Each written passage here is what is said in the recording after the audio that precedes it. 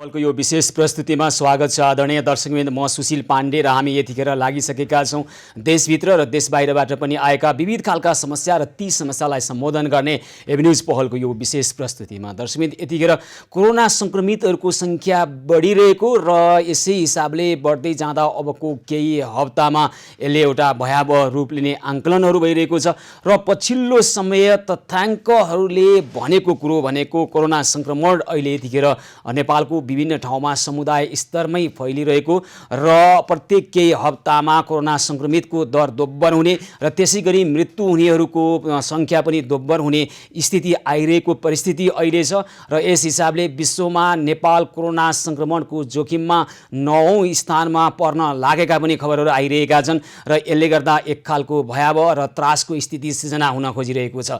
तर हामी भनिरहेका छौँ, भय, त्रास अथवा हताश मनस्थितिले कोरोनालाई जित्न सकिँदैन। कोरोनालाई जित्न सक्ने भनेको आत्मविश्वास, आत्मबल र यथेष्ट पूर्व तयारी गर्नुपर्छ। हामीलाई प्राप्त भएको यो समयमा हामीले सकेका सबै उपलब्ध विकल्पहरूलाई कोरोना सङ्क्रमणको जोखिमलाई न्यूनीकरण गर्नका निमित्त प्रयोग गर्नुपर्छ। कोरोना सङ्क्रमितबाट आपतकालीन स्थितिमा पुगेका बिरामीहरूलाई उपचारका निमित्त हरेक उपलब्ध विकल्पहरूको प्रभावकारी ढङ्गबाट कार्यान्वयन गर्नुपर्छ। यदि ती औषधिहरू अन्तर्राष्ट्रिय स्तरमा प्रयोग भएका औषधिहरू हुन् अथवा हाम्रै भान्सामा पाइने औषधिहरू हुन्, आयुर्वेदिक औषधिहरू हुन् अथवा जडीबुटी जन्य औषधिहरू हुन्, त्यसलाई सही र प्रभावकारी ढङ्गबाट उपयोग गऱ्यौँ भने केही न केही त्यसले सहयोग गर्ला। तर यसरी जडीबुटी र आयुर्वेदिक औषधिहरूको जथाभावी प्रयोग गर्नका कारणले गर्दा यसले स्वास्थ्यमा नकारात्मक असर पनि पार्न सक्दछ। त्यसकारण जडीबुटी र आयुर्वेदिक औषधिहरू अहिले विभिन्न ढङ्गबाट विभिन्न तरिकाका अथवा विभिन्न खालका औषधिहरू प्रयोग भइरहेका छन्। आयुर्वेदिक औषधिहरू, जडीबुटी र भान्सामा उपलब्ध हुने बेसारलाई पनि हामीले ठिक ढङ्ग र सही ढङ्गबाट मात्रा पुर्याएर खाएनौँ भने त्यसले स्वास्थ्यमा असर पर्ने खालका कुराकानी आइरहेका छन्। विशेष गरी बेसारमा कर्कुमिन भन्ने तत्त्व हुने र त्यसले लामो समयसम्म धेरै मात्रामा प्रयोग गरेका कारणले गर्दा नकारात्मक प्रभावहरू आउने पनि कुरा भइरहेको छ। त्यसकारण यस्ता आयुर्वेदिक औषधिहरू जसले रोग प्रतिरोधात्मक क्षमता बढाउँछ भनिएको छ, यसलाई कति मात्रामा खानुपर्छ, कति समयसम्म खानुपर्छ र त्यति गरियो भने यसले प्रभावकारी ढङ्गबाट रोग प्रतिरोधात्मक क्षमता बढाउँछ भन्ने विषयमा पनि त्यति धेरै बहस र छलफल हुन सकिरहेको छैन। त्यसकारण हामी आयुर्वेदमा लामो समय व्यतीत गरिसक्नुभएका आयुर्वेदिक चिकित्सकहरूसँग कुराकानी गर्छौँ। आखिर आयुर्वेदिक औषधि एवं जडीबुटी सन्तुलित रूपमा प्रयोग गर्ने चाहिँ कसरी हो र प्रभावकारी ढङ्गबाट रोग प्रतिरोधात्मक क्षमता बढाउनका निमित्त कुन तत्त्वलाई कसरी प्रयोग गर्न सकिन्छ, यसै विषयमा हामी कुराकानी गर्छौँ। सङ्क्रमणको बेला प्रतिरोधी क्षमता बढाउन खाइरहेका यस्ता आयुर्वेदिक र जडीबुटीले कतै नकारात्मक असर त गरिरहेको छैन अथवा रोग प्रतिरोधात्मक क्षमता बढाउनका लागि खाएका औषधिको मात्रा, समय र त्यो प्रभावकारी ढङ्गबाट खान नमिलाएको कारणले गर्दा स्वास्थ्यमा अन्य खालका प्रभावहरू, नकारात्मक प्रभाव अथवा रोग प्रतिरोधात्मक क्षमता बढाउन भनेर खाएका औषधिले रोग प्रतिरोधात्मक क्षमता बढाउन नसक्ने परिस्थितिको सिर्जना त भएको छैन। जानकारीको अभावमा त्यस्तो भएको छ कि भन्ने सम्बन्धमा आज हामी विशेष रूपमा कुराकानी गर्न खोजिरहेका छौँ। दुईजना आयुर्वेदिक चिकित्सकसँग हामी कुरा गर्छौँ। आयुर्वेदिक चिकित्सक डाक्टर शङ्कर पौडेल र त्यसै गरी सिंहदरबार वैद्यखानाका प्रबन्ध निर्देशक डाक्टर वंशदीप शर्मा खरेलसँग हामी कुराकानी गर्छौँ। र अहिले आयुर्वेदिक चिकित्सक डाक्टर शङ्कर पौडेल प्रत्यक्ष सम्पर्कमा आइसक्नु भएको छ। हजुर डाक्टर पौडेल, नमस्कार। कार्यक्रममा स्वागत छ यहाँलाई। हजुर नमस्कार। नमस्कार हजुर। अब यतिखेर कोरोनाको उपचार आयुर्वेदमा के छ? अब कोरोना भनेर चाहिँ नि, कोरोना भनेर त भर्खरै यो फेला परेको चाहिँ नि रोग हो होइन। यसको कोरोनाको यही स्पेसिफिक उपचार यही नै हो भन्ने चाहिँ त यसरी भन्न मिल्दैन। तर कोरोना लागिसकेपछि अब हामीले के गर्नुपर्छ भन्ने कुराहरू मात्रै हामीसँग चाहिँ हुन्छ। कोरोनाको यो औषधि हो, यसरी यो खाएपछि ठ्याक्कै निको हुन्छ, जस्तै खोपहरू, इम्युनाइजेसन सिस्टमहरू जस्तो गर्ने अथवा यो पेटेन्ट मेडिसिन भनेर भन्ने चाहिँ अहिलेसम्म बनिसकेको छैन आयुर्वेदमा। हजुर, त्यसो भए अब कोरोनाको औषधि भनेको रोग प्रतिरोधात्मक क्षमताको अभिवृद्धि भनिएको छ। हुन त रोग प्रतिरोधात्मक क्षमता पनि आफैमा सापेक्ष कुरा हो र यसले त्यसको लागि त्यही त। अब रोग प्रतिरोधात्मक क्षमता कोरोना रोगका लागि बढाउने खालका केही औषधिहरू छैनन् आयुर्वेदमा? होइन, मैले त्यही भन्न खोजेको छु। यसरी कोरोनाको स्पेसिफिक मेडिसिन भनेर त छैन। तर कोरोना लागिसकेपछि अथवा लाग्नुभन्दा अगाडि शरीरलाई प्रतिरोधात्मक क्षमता, आफ्नो शरीरको चाहिँ रोग प्रतिरोधात्मक क्षमता बढाउने इम्युनोमोडुलेटर मेडिसिनहरू प्रशस्त मात्रामा चाहिँ नि आयुर्वेद शास्त्रमा वर्णित छन्। अह ती शास्त्रमा वर्णित भएका मेडिसिनहरूलाई हामीले चाहिँ ल्याएर चाहिँ त्यसको व्यवस्थित तरिकाले चाहिँ नि औषधिहरू बनाएर चाहिँ आफू खायौँ भने अथवा दैनिक रूपमा चाहिँ उपभोग गर्यौँ भनेदेखि त्यसले हाम्रो शरीरमा चाहिँ रोगसँग लड्न सक्ने चाहिँ एउटा चाहिँ इम्युनिटी सिस्टम डेभलप हुन्छ। र के हुन् ती गाउँघरमा जताततै उपलब्ध हुन सक्ने सहज ढङ्गबाट उपलब्ध हुन सक्ने त्यस्ता खालका आयुर्वेदमा रहेका जडीबुटी जन्य औषधि के हुन् भनिदिनुहोस् त। अब त्यो त धेरैवटा छन् सर होइन। त्यसमध्ये पनि अब हामीले चाहिँ गाउँघरमा प्रचलित हुने र सबैले चिन्न सक्ने खालका औषधिहरू मेन कुरो चाहिँ नि आयुर्वेदमा यस्ता किसिमबाट चाहिँ औषधि डिभाइडेड गरेका छन् के सर। पहिले यो बुझ्नु आवश्यक छ। एउटा एन्टिभाइरल प्रपर्टी भएका मेडिसिनहरू छन्, भाइरललाई म्याच गर्ने, एउटा इम्युनोमोडुलेटर इम्युन सिस्टमहरूलाई चाहिँ डेभलप गर्ने खालका, एउटा एन्टिमाइक्रोबियल भन्ने खालका छन्, अनि एउटा चाहिँ अर्को शरीरलाई चाहिँ ओज दिने खालका होइन चाहिँ त्यो चाहिँ दिने खालका मेडिसिनहरू छन्। त्यस्ता खालका मेडिसिन भएको कारणले ती सबैलाई छुट्टै छुट्टै व्याख्या गर्नुभन्दा पनि मैले एक रूपमा के भन्छु भने हाम्रो गाउँघरमा पाउने तुलसी छ, सबैका घर घरमा तुलसी रोपिन्छ होइन। अनि फेरि चाहिँ जेठी मधु भनिन्छ नेपालीमा, जेठी मधु। यस्ता चाहिँ अश्वगन्धा, तुलसी, जेठी मधु, अश्वगन्धा, यो चाहिँ तपाईँको चाहिँ ल्वाङ, दालचिनी, तेजपात, बेसार, यी सबै औषधिहरू चाहिँ नि केही न केही रूपमा चाहिँ इम्युनिटी सिस्टम यी सबै औषधिहरू अदुवादेखि लिएर टिमुरसम्म, बेसारदेखि लिएर अन्य थुप्रै तपाईँले भनिरहँदा कसरी खाने ल भन्नुहोस् त। सबैभन्दा प्रभावकारी घरमै उपलब्ध हुने खालका यस्ता औषधि जन्य जडीबुटीलाई कसरी कति समय खायो भने चाहिँ त्यसले अन्य पनि नकारात्मक प्रभाव नहुने र यसमा प्रभावकारी ढङ्गबाट रोग प्रतिरोधात्मक क्षमता यति दिनभित्र बढ्दछ भन्ने केही त होला नि। हजुर होइन, त्यसको चाहिँ के हुन्छ भने अब हामीले चाहिँ ती औषधिहरूलाई ल्याएर अब चाहिँ तपाईँको काँडाको रूपमा हजुर बनाएर पनि खान सकिन्छ, अब पाउडरको रूपमा बनाएर पनि खान सकिन्छ होइन, पाउडर सितै पनि खान सकिन्छ। अब त्यसको चाहिँ अब त्यो सबै धेरैवटा खालका जडीबुटी भएको हुनाले हाम्रो गाउँघरमा चाहिँ अब के पाउँछ, जस्तै अब बेलुका सुत्ने बेलामा अलिकति चाहिँ नि लसुन, अलिकति चाहिँ नि कागती, बेसार पानी होइन, अनिखेर अलिकति चाहिँ नि त्यो यो एस्टी मधुहरू, अश्वगन्धाहरूको चाहिँ नि पाउडरहरू मिसाएर पकाएर खायो भने त्यसले पनि इम्युनिटी सिस्टमलाई चाहिँ बनाउन सक्छ। धेरै खानु पर्दैन, धेरै पनि पर्दैन, चाहिँ काँडा पकाउने विधि अनुसारले पकाएर एक ग्लास, सिसाको ग्लासले एक ग्लास खायो भने पुग्छ। के हालेर पकाउने त, जस्तै अब बेसार, अदुवा अथवा गुर्जो होइन, अनि त्यसपछि तुलसीको पात, यी सबै एकै ठाउँमा हालेर पकाउने? त्यसैमा हालेर एकै ठाउँमा हालेर पकाउँदा पनि हुन्छ। तर मानिसहरू के भन्छन्, गुर्जो र तुलसीको पातसँगै पकाउन हुँदैन भन्ने आयुर्वेदिक चिकित्सकहरू पनि भेटियो। त्यसकारण मानिसहरूमा धेरै भ्रम आइराखेको छ क्या। होइन, कुनै के हुन्छ भने छोपेर पकाउँदाखेरि पनि हुन्छ, कुनै भोलाटाइल वाइलहरू भएका चाहिँ तत्त्वहरू पनि पाइन्छन् जडीबुटीहरूमा। त्यो भोलाटाइल उडनशील भएको कारणले उमाल्दाखेरि उडेर जाने, त्यसमा भएको तत्त्व चाहिँ उडेर जाने पनि हुनुहुन्छ। त्यसले अलिकति छोपेर अलिक थोरैमा। त्यही त तपाईँसँग आज हाम्रो अपेक्षा भने के हो भने मलाई ठ्याक्कै भनिदिनुहोस् है। कोरोना आएको नि 6 महिना बितिसकेको छ, आयुर्वेदले के अनुसन्धान गरिरहेको होला भन्ने हाम्रो अपेक्षा छ। र आयुर्वेद भनेको 6000 वर्ष पुरानो पूर्वीय सभ्यताको यो उपचार पद्धतिमा यतिखेर त लगभग अब यो चाहिँ प्रयोग गरौँ है, यताउता नकुदौँ, ल यति कुरा चाहिँ गरौँ, यति दिन खाउँ भन्ने केही त्यस्तो छैन। जे गरे नि हुन्छ, जे खाए नि हुन्छ हो अझै पनि। हजुर अलि बुझिन, प्रष्ट भएन। होइन अहिले त अब यो खाउँ, यति दिनपछि रोग प्रतिरोधात्मक क्षमता बढ्छ भन्ने छैन डाक्टर पौडेल। अब जे खाए नि हुन्छ, यो पनि खाउँ त्यो पनि खाउँ भन्ने नै हो अहिले नि। यसरी औषधि त्यो खाँदै गएपछि रोग प्रतिरोधात्मक क्षमता त बढ्दै क्रमशः ल भन्नु त के खाने, ल मलाई भनिदिनुहोस् स्पष्ट, के खाने? बेसार खाने, अदुवा, टिमुर एकै ठाउँमा हालेर पकाएर खाने?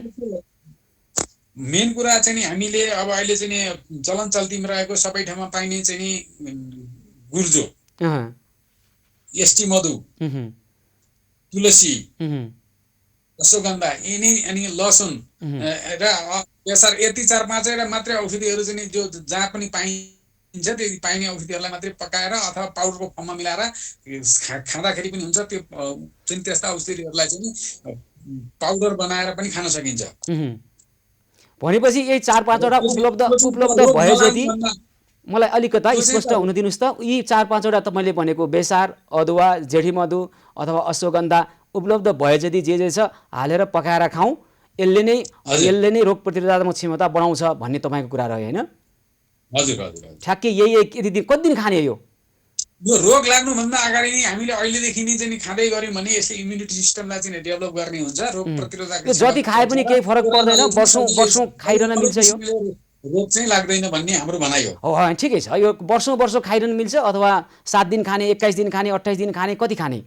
होइन त्यो चाहिँ तपाईँको यति मात्रामै यति महिनामै खानुपर्छ भन्ने छैन। त्यो सकिन्छ भने त्यो दैनिक चाहिँ यो हाम्रो आयुर्वेदमा चाहिँ के छ भने त्यो दैनिक रूपमा त्यस्ता सेवनहरू गर्दाखेरि पनि त्यो नि हानि नहुने भएको हुनाले त्यसलाई चाहिँ नि मात्रा मिलाएर होइन समय चाहिँ मिलाएर त्यो चाहिँ नि सधैँभरि चाहिँ खान सकिन्छ। यसो गरियो भने कोरोनाबाट बचिन्छ डाक्टर साहब? अब कोरोनालाई चाहिँ बाट चाहिँ सकभर बचिन्छ। यदि लागिहाल्यो भने अब त्यसका अरू उपायहरू पनि गर्नुपर्ने हुन्छ। अरू उपाय के गर्नुपर्ने हुन्छ? आफैले अब त घरमै आइसोलेसनमा बस्ने कुरो छ, लागिहाल्यो भने घरमा बसेर के गर्ने? होइन, अब सरकारले दिएका आइसोलेसनमा बस्ने, क्वारेन्टाइनमा बस्ने कुराहरू त आदि भए, तर लागिसकेपछि पनि हामीले अब कुन स्तरमा लागेको छ, अब कोरोनाको चाहिँ सामान्य स्तरमा छ कि अलिकति चाहिँ सिरियस स्तरमा? सामान्यकै कुरा गरौँ न ल, कोरोना लाग्यो, घरमा आइसोलेसनमा बसिरहेका व्यक्तिले अब बेसार पानी खाइरहँदा पनि लाग्यो होइन, अब के गर्ने त्यसपछि चाहिँ? त्यसरी नै खाने। अब त्यसको लागि चाहिँ हामीले अलिकति चाहिँ योगाभ्यासहरू पनि गर्नु पर्यो, एकदम चाहिँ सन्तुलित किसिमका आहार विहारहरू गर्नु पर्यो। चाहिँ यो योगामा चाहिँ नमस्कार प्राणायामहरू, यस्ता प्राणायामहरू हुन्छन् नि, हास्य प्राणायाम, नमस्कार प्राणायामहरू चाहिँ गर्नु पर्यो, हल्का शारीरिक व्यायामहरू गर्नु पर्यो, सधैँभरि प्रसन्न रहनु पर्यो, त्यसको लागि हास्य प्राणायाम साह्रै राम्रो हुन्छ। यस्ता गरेर चाहिँ हामी गऱ्यौँ भने हाम्रो बललाई चाहिँ उच्च स्तरमा राख्यौँ भने रोग त्यसै घट्दै गइहाल्छ। र अनि त्यो हामी उता इम्युनोमोडुलेटर औषधिहरू पनि खाइराख्यौँ भने रोग घटेर जान सक्छ। के भने त्यो इम्युनोमोडुलेटर औषधि भने चाहिँ के? हजुर, तपाईँले भने इम्युनोमोडुलेटर औषधि भनेको अहिले जस्तो बेसार पानी इत्यादि हुन्? हजुर। भनेपछि यो औषधि खाइराख्ने, योग गर्ने, मन खुसी राख्ने, यति नै हो अहिलेसम्म आयुर्वेदसँग भएका कुराहरू? यही गरौँ हामी डाक्टर साहब? होइन, यही गरौँ तपाईँले भने जस्तो, हास्य योग गरौँ, मन प्रसन्न राखौँ, बेसार पानी, मरिच, अदुवा, टिमुर खाउँ, यति नै हो हाम्रो यो आयुर्वेदसँग भएको कुरो अहिलेसम्म? होइन, अब त्यसपछि पनि भइसकेपछि चाहिँ अनि हेर फेरि फर्दर अरू ट्रिटमेन्टहरू, धेरै किसिमका औषधिहरू चाहिँ बनेका छन् होइन, कम्पनीहरूले पनि बनाएका छन्। रोग लागिसकेपछि खाने औषधिहरू चाहिँ धेरै थरीका छन्। अब सिरियस नै भएर त हस्पिटलाइज नै भर्ना गर्नुपर्ने स्थिति आउन सक्छ। त्योभन्दा अगाडिको चाहिँ सामान्य र चाहिँ मध्यम खालका रोगहरू भयो भने औषधिहरू चाहिँ खान सकिन्छ। त्यसमा चाहिँ अब औषधि चाहिँ आयुर्वेदमा धेरै थरीका बनेका छन्। विभिन्न कम्पनीले विभिन्न नाम दिएर बनेका छन्। यसरी नाम भन्नुभन्दा पनि नाम भन्ने होइन, मैले तपाईँको त्यसको चाहिँ कुन गुण भएको औषधि मात्रै भन्न खोजेको। ल ठिक छ डाक्टर शङ्कर पौडेल, हामी यहाँलाई धेरै आभार र धन्यवाद भन्न चाहन्छौँ है त। हजुर, हस्, अनि त्यस्ता औषधिहरू पनि पाइन्छन्, बजारमा किन्न पनि पाइन्छन्। बजारमा आयुर्वेदिक औषधि चाहिँ कस्ता औषधि बजारमा पाइने? यही गुर्जोहरूको धुलो अथवा यिनै हुन्? हजुर, कस्ता औषधि पाइन्छन् यहाँले भनेको बजारमा पाइने औषधि भने? कस्ता, कुन गुण भएको? मैले तपाईँलाई त्यसको जेनेरिक नाम मात्रै भने हुन्छ, कस्ता औषधि?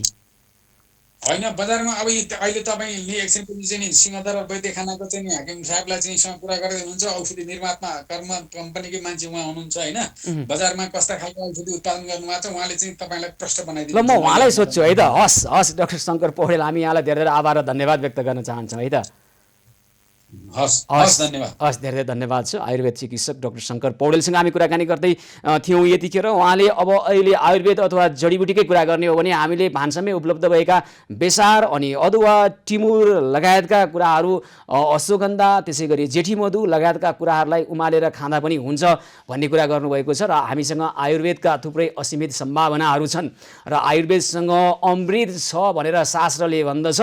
कोरोनाको औषधि त पक्कै होला, आयुर्वेदमा होला, एलोपेथीले पत्ता लगाउँदै होला, होमियोप्याथीले गर्दै होला, तर हाम्रो पूर्वीय सभ्यताको हाम्रो उपचार पद्धतिमा आयुर्वेदभित्र भएका यी औषधिहरूको हामीले प्रभावकारी ढङ्गबाट अनुसन्धान गरेका भए र अझै हामी कोरोनाकै निमित्त काम लाग्ने किसिमबाट कोरोनाकै निमित्त काम लाग्ने र त्यही कोरोना जित्न सक्ने रोग प्रतिरोधात्मक क्षमता शरीरमा वृद्धि गर्ने खालका औषधिहरू पत्ता लगाउन सकिन्थ्यो भन्ने हाम्रो अपेक्षा छ। अहिले पनि हाम्रो परिकल्पना त्यही छ र हामी कसैलाई आलोचना त गरिरहेका छैनौँ, तर यस्ता औषधिका क्षेत्रमा हुनुपर्ने प्रभावकारी ढङ्गको अनुसन्धानको अपुगता भयो, पुगेन यो भन्ने कुरा चाहिँ अहिलेको यो घटनाले पनि देखाइरहेको छ। हामी कसैलाई आरोप लगाइरहेका छैनौँ। आयुर्वेदमा पनि थुप्रै अनुसन्धान हुन आवश्यक छ। यसका लागि सबै मिलेर गर्नुपर्छ भनेर हामी भनिरहेका छौँ। र अब हामी केही समय पछाडि सिंहदरबार वैद्यखानाका प्रबन्ध निर्देशक डाक्टर बमसिद्धी शर्मा खरेलसँग कुराकानी गर्छौँ। डाक्टर शङ्कर पौडेल भन्दै हुनुहुन्थ्यो सिंहदरबार वैद्यखानासँग थुप्रै खालका औषधिहरू छन्, तीमध्ये बजारमा उपलब्ध हुन सक्ने औषधि के छन् र अर्को घरकै भान्सामा र हाम्रै खेतबारी पाखा पखेरोमा पाइन सक्ने औषधि के छन् र त्यसलाई सही ढङ्गबाट कसरी खाने भन्ने कुरामा अझै प्रभावकारी ढङ्गबाट कुराकानी गर्छौँ। केही समय पछाडि दर्शकबिन हामी छौँ सेवा सहयोग र सद्भावको 166औं दिनको एभेन्यूज पहलको यो विशेष प्रस्तुति निरन्तर जारी रहन्छ। हामीसँगै रहनुहोला।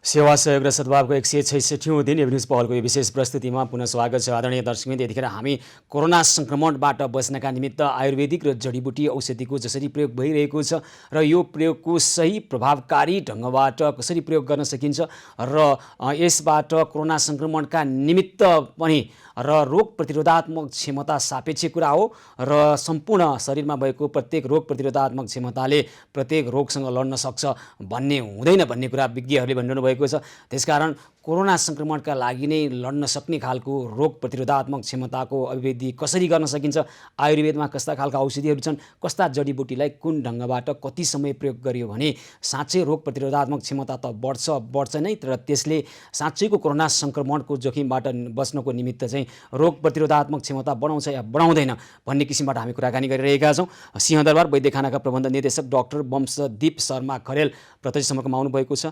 हजुर डाक्टर खरेल नमस्कार, कार्यक्रममा स्वागत छ यहाँलाई।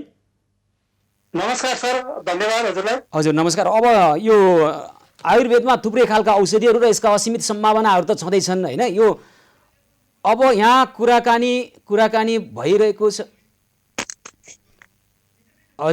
हजुर डाक्टर खरेल मलाई सुनिरहनु भएको छ? हजुर सुनिरहेको छु सर। ल अब धेरै मानिसहरू अहिले आयुर्वेदमा अझै निर्भर भइरहेका छन्, किनभने कोरोना सङ्क्रमणको जोखिमबाट बचाउनको लागि, रोग प्रतिरोधात्मक क्षमता बढाउनको लागि आयुर्वेदभित्र भएका थुप्रै औषधिहरू जडीबुटीहरूको प्रयोग भइरहेको छ। अब यो सही ढङ्गबाट भएकै छ कि छैन भन्ने कुरामा धेरैले चासो दिएका छैनन्। कतिले गुर्जो खान थालेका छन्, कतिले तुलसीको पात उमालेर खाने अथवा कतिले बेसार खाने भनिरहेका छन्। यसको नकारात्मक प्रभाव हुनसक्छ अथवा सही ढङ्गबाट खाइएन भने रोग प्रतिरोधात्मक क्षमता बढ्दैन भन्ने कुरो पनि छ। के गर्ने यसमा भन्नुहोस् त? धन्यवाद यहाँलाई। र यो समसामयिक प्रश्न पनि हो र यो हामीले एकदमै अवलम्बन गर्नुपर्ने कुरा पनि हो।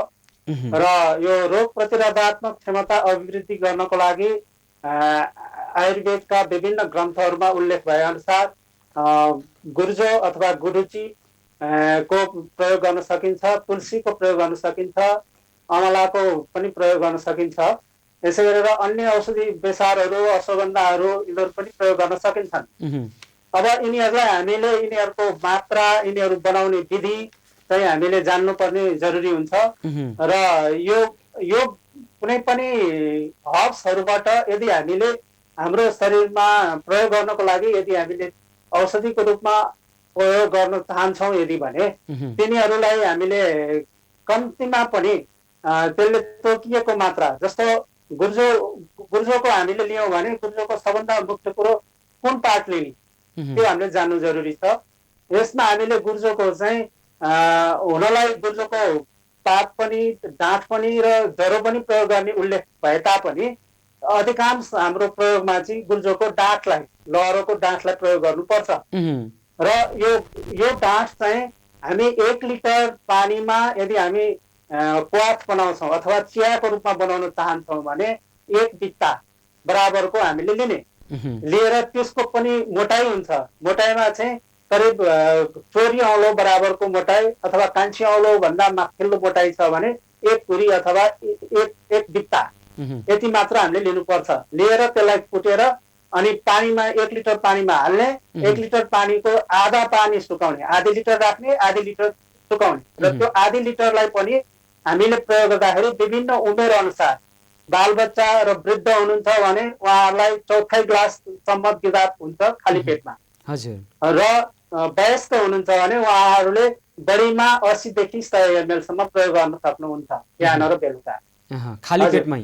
अनि त्यसै गरेर तुलसीको पनि हामीको आलो तुलसी जुन प्रयोग गर्छौँ त्यो तुलसी पनि हामीले 5-10 वटा पत्ताभन्दा बढी प्रयोग गर्न मिल्दैन र त्यसलाई चाहिँ हामीले त्यही अनुसार चिया जस्तै गरेर उमालेर बनाउने हो र यद्यपि हामी गुडुची र तुलसी दुईटै कम्बाइन गरेर पनि मिलाउन सक्छौँ र सँगसँगै हामी स्थानीय तवरमा गाउँघरमा पाउने अन्य हर्ब्सहरू छन् भने त्यसलाई पनि थोरै थोरै मात्रामा हाम्रा किचनमा भएका जडीबुटीहरू जस्तो जिरा हुन सक्छ, धनियाँ हुन सक्छ, मरिच हुन सक्छ, सुठो हुन सक्छ, पिपली हुन सक्छ, यिनीहरूको पाउडर भनेको एकदमै आधी चिम्ची भन्दा बढी हामीले हाल्नु हुँदैन।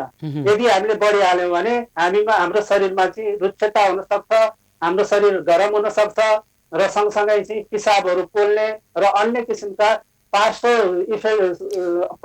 कति खानुपर्छ एउटा व्यक्तिले एकचोटिमा? यी तपाईँले भनेका कुरा अझै दोहोऱ्याएर भनिदिनुहोस् त, अझै स्पष्ट हुने गरी। मैले यो जुन हामीले बनाइरहेका प्रिपरेसनहरू छन् यिनीहरूलाई हामीले प्रयोग गर्दाखेरि यिनीहरूलाई उचित किसिमको जस्तो आधी चाहिँ हामीले सुकाउने, आधी हामीले राख्ने। अब हाम्रो परिवारमा हामी कतिजना सदस्यहरू छौँ त्यो आधारमा हामीले कति बनाउनु पर्छ भन्ने कुरो हामी आफैले निर्धारण गर्ने कुरो हो।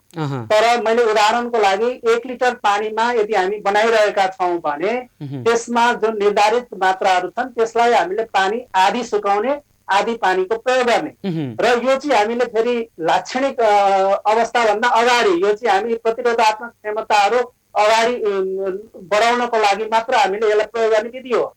यदि हामीलाई कुनै लक्षणहरू आएका छन्, जस्तो भनौँ रुगा जस्तो लागेको छ अथवा खोकी जस्तो लागेको छ र हामीलाई एकदमै माइल्ड मोडरेट सिम्पटमहरू देखिएको छ, सिभियर त्यस्तो कुनै लक्षणहरू देखिएको छैन जहाँ चाहिँ हामीले हेल्थ सेन्टरहरूमा रेफर गर्नुपर्ने छैन र हामी घरमै आइसोलेसनमा बसिरहने अवस्था छ भने त्यो अवस्थामा हामीले यी घरेलु जुन औषधि द्रव्यहरू यिनीहरूलाई प्रयोग गर्न सक्छौँ। यिनीहरूको क्वाथ बनाउँदाखेरि पानीको आधी भाग सुकाउने, आधी राख्ने र त्यसलाई चाहिँ हामीले 1 सिसा ग्लासको चिया खाने सिसा ग्लासको 1/4देखि 1/4सम्म बालबच्चा र वृद्ध उमेरकोलाई प्रयोग गर्ने र वयस्कहरूलाई आधी ग्लासदेखि 1 ग्लाससम्म उहाँहरूको बल र अवस्थाको आधारमा हामीले सेवन गराउन सक्छौँ र सेवन दैनिक 1 गिलास कि दैनिक बिहान एकचोटि बेलुका एकचोटि गरेर 2 गिलास? हजुर, बिहान तिनैलाई हामीले बिहान र बेलुका गरेर खान सक्छौँ। जस्तो बिहान 1/4 ग्लास, बेलुका 1/4 ग्लास। डाक्टर खरेल, अब यहाँ हामी पनि थुप्रै आयुर्वेदिक चिकित्सकहरूसँग कुराकानी गरिरहेका छौँ औपचारिक अनौपचारिक ढङ्गबाट है। तपाईँले गुर्जो र तुलसीको पातलाई प्राथमिकता दिनुभयो, तर गुर्जोमा त्यस्तो के तत्त्व हुन्छ जसले रोग प्रतिरोधक क्षमता बढाउँछ र तुलसीको पात र गुर्जो सँगै राखेर पकाउन मिल्दैन भन्ने खालका तर्कहरू पनि आएका छन् आयुर्वेदिक चिकित्सकहरू मार्फत है। त्यसका विपरीत खालका त्यहाँ हुन्छ गुण भएको कारणले गर्दाखेरि हुँदैन भन्ने पनि कुरो आइरहेको छन्। यसमा अलिक स्पष्ट बनाइदिनुहोस् त। यस्तो छ, गुर्जो र तुलसी हामीले छुट्टै प्रयोग गर्न पनि सक्छौँ, तर यदि हामीसँग एभाइलेबल छ भने तिनीहरूको मात्राहरू मिलाएर एकै ठाउँ मिसाएर खाँदाखेरि गुर्जोमा के तत्त्व हुन्छ? गुर्जोमा चाहिँ हाम्रो शरीरमा चाहिँ एक किसिमको रोग प्रतिरोधात्मक क्षमताहरू अभिवृद्धि गर्ने क्षमता रहन्छ र यसले चाहिँ विभिन्न किसिमको शारीरिक र मानसिक रूपमा चाहिँ स्वस्थ रहनको लागि र उसको चाहिँ व्याधिसँग चाहिँ लड्न सक्ने क्षमताको चाहिँ वृद्धि गर्न सक्छ भनेर आयुर्वेद टेक्स्टमा स्पष्ट लेखिएको छ। कति समय लाग्छ? कति समय खाने? 7 दिन खाने, 21 दिन खाने?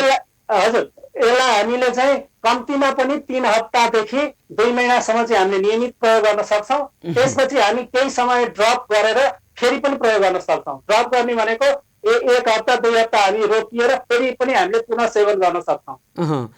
अनि अरू चाहिँ गुर्जो र तुलसी सँगै पकाउँदा कुनै पनि नकारात्मक प्रभाव पर्दैन? हामीले केही व्यक्तिहरू थुप्रै व्यक्तिहरूसँग अनौपचारिक ढङ्गबाट हामी सोधखोज गरिरहेका छौँ, यसको त हामी एक खालको अनुसन्धानै गरिरहेका छौँ।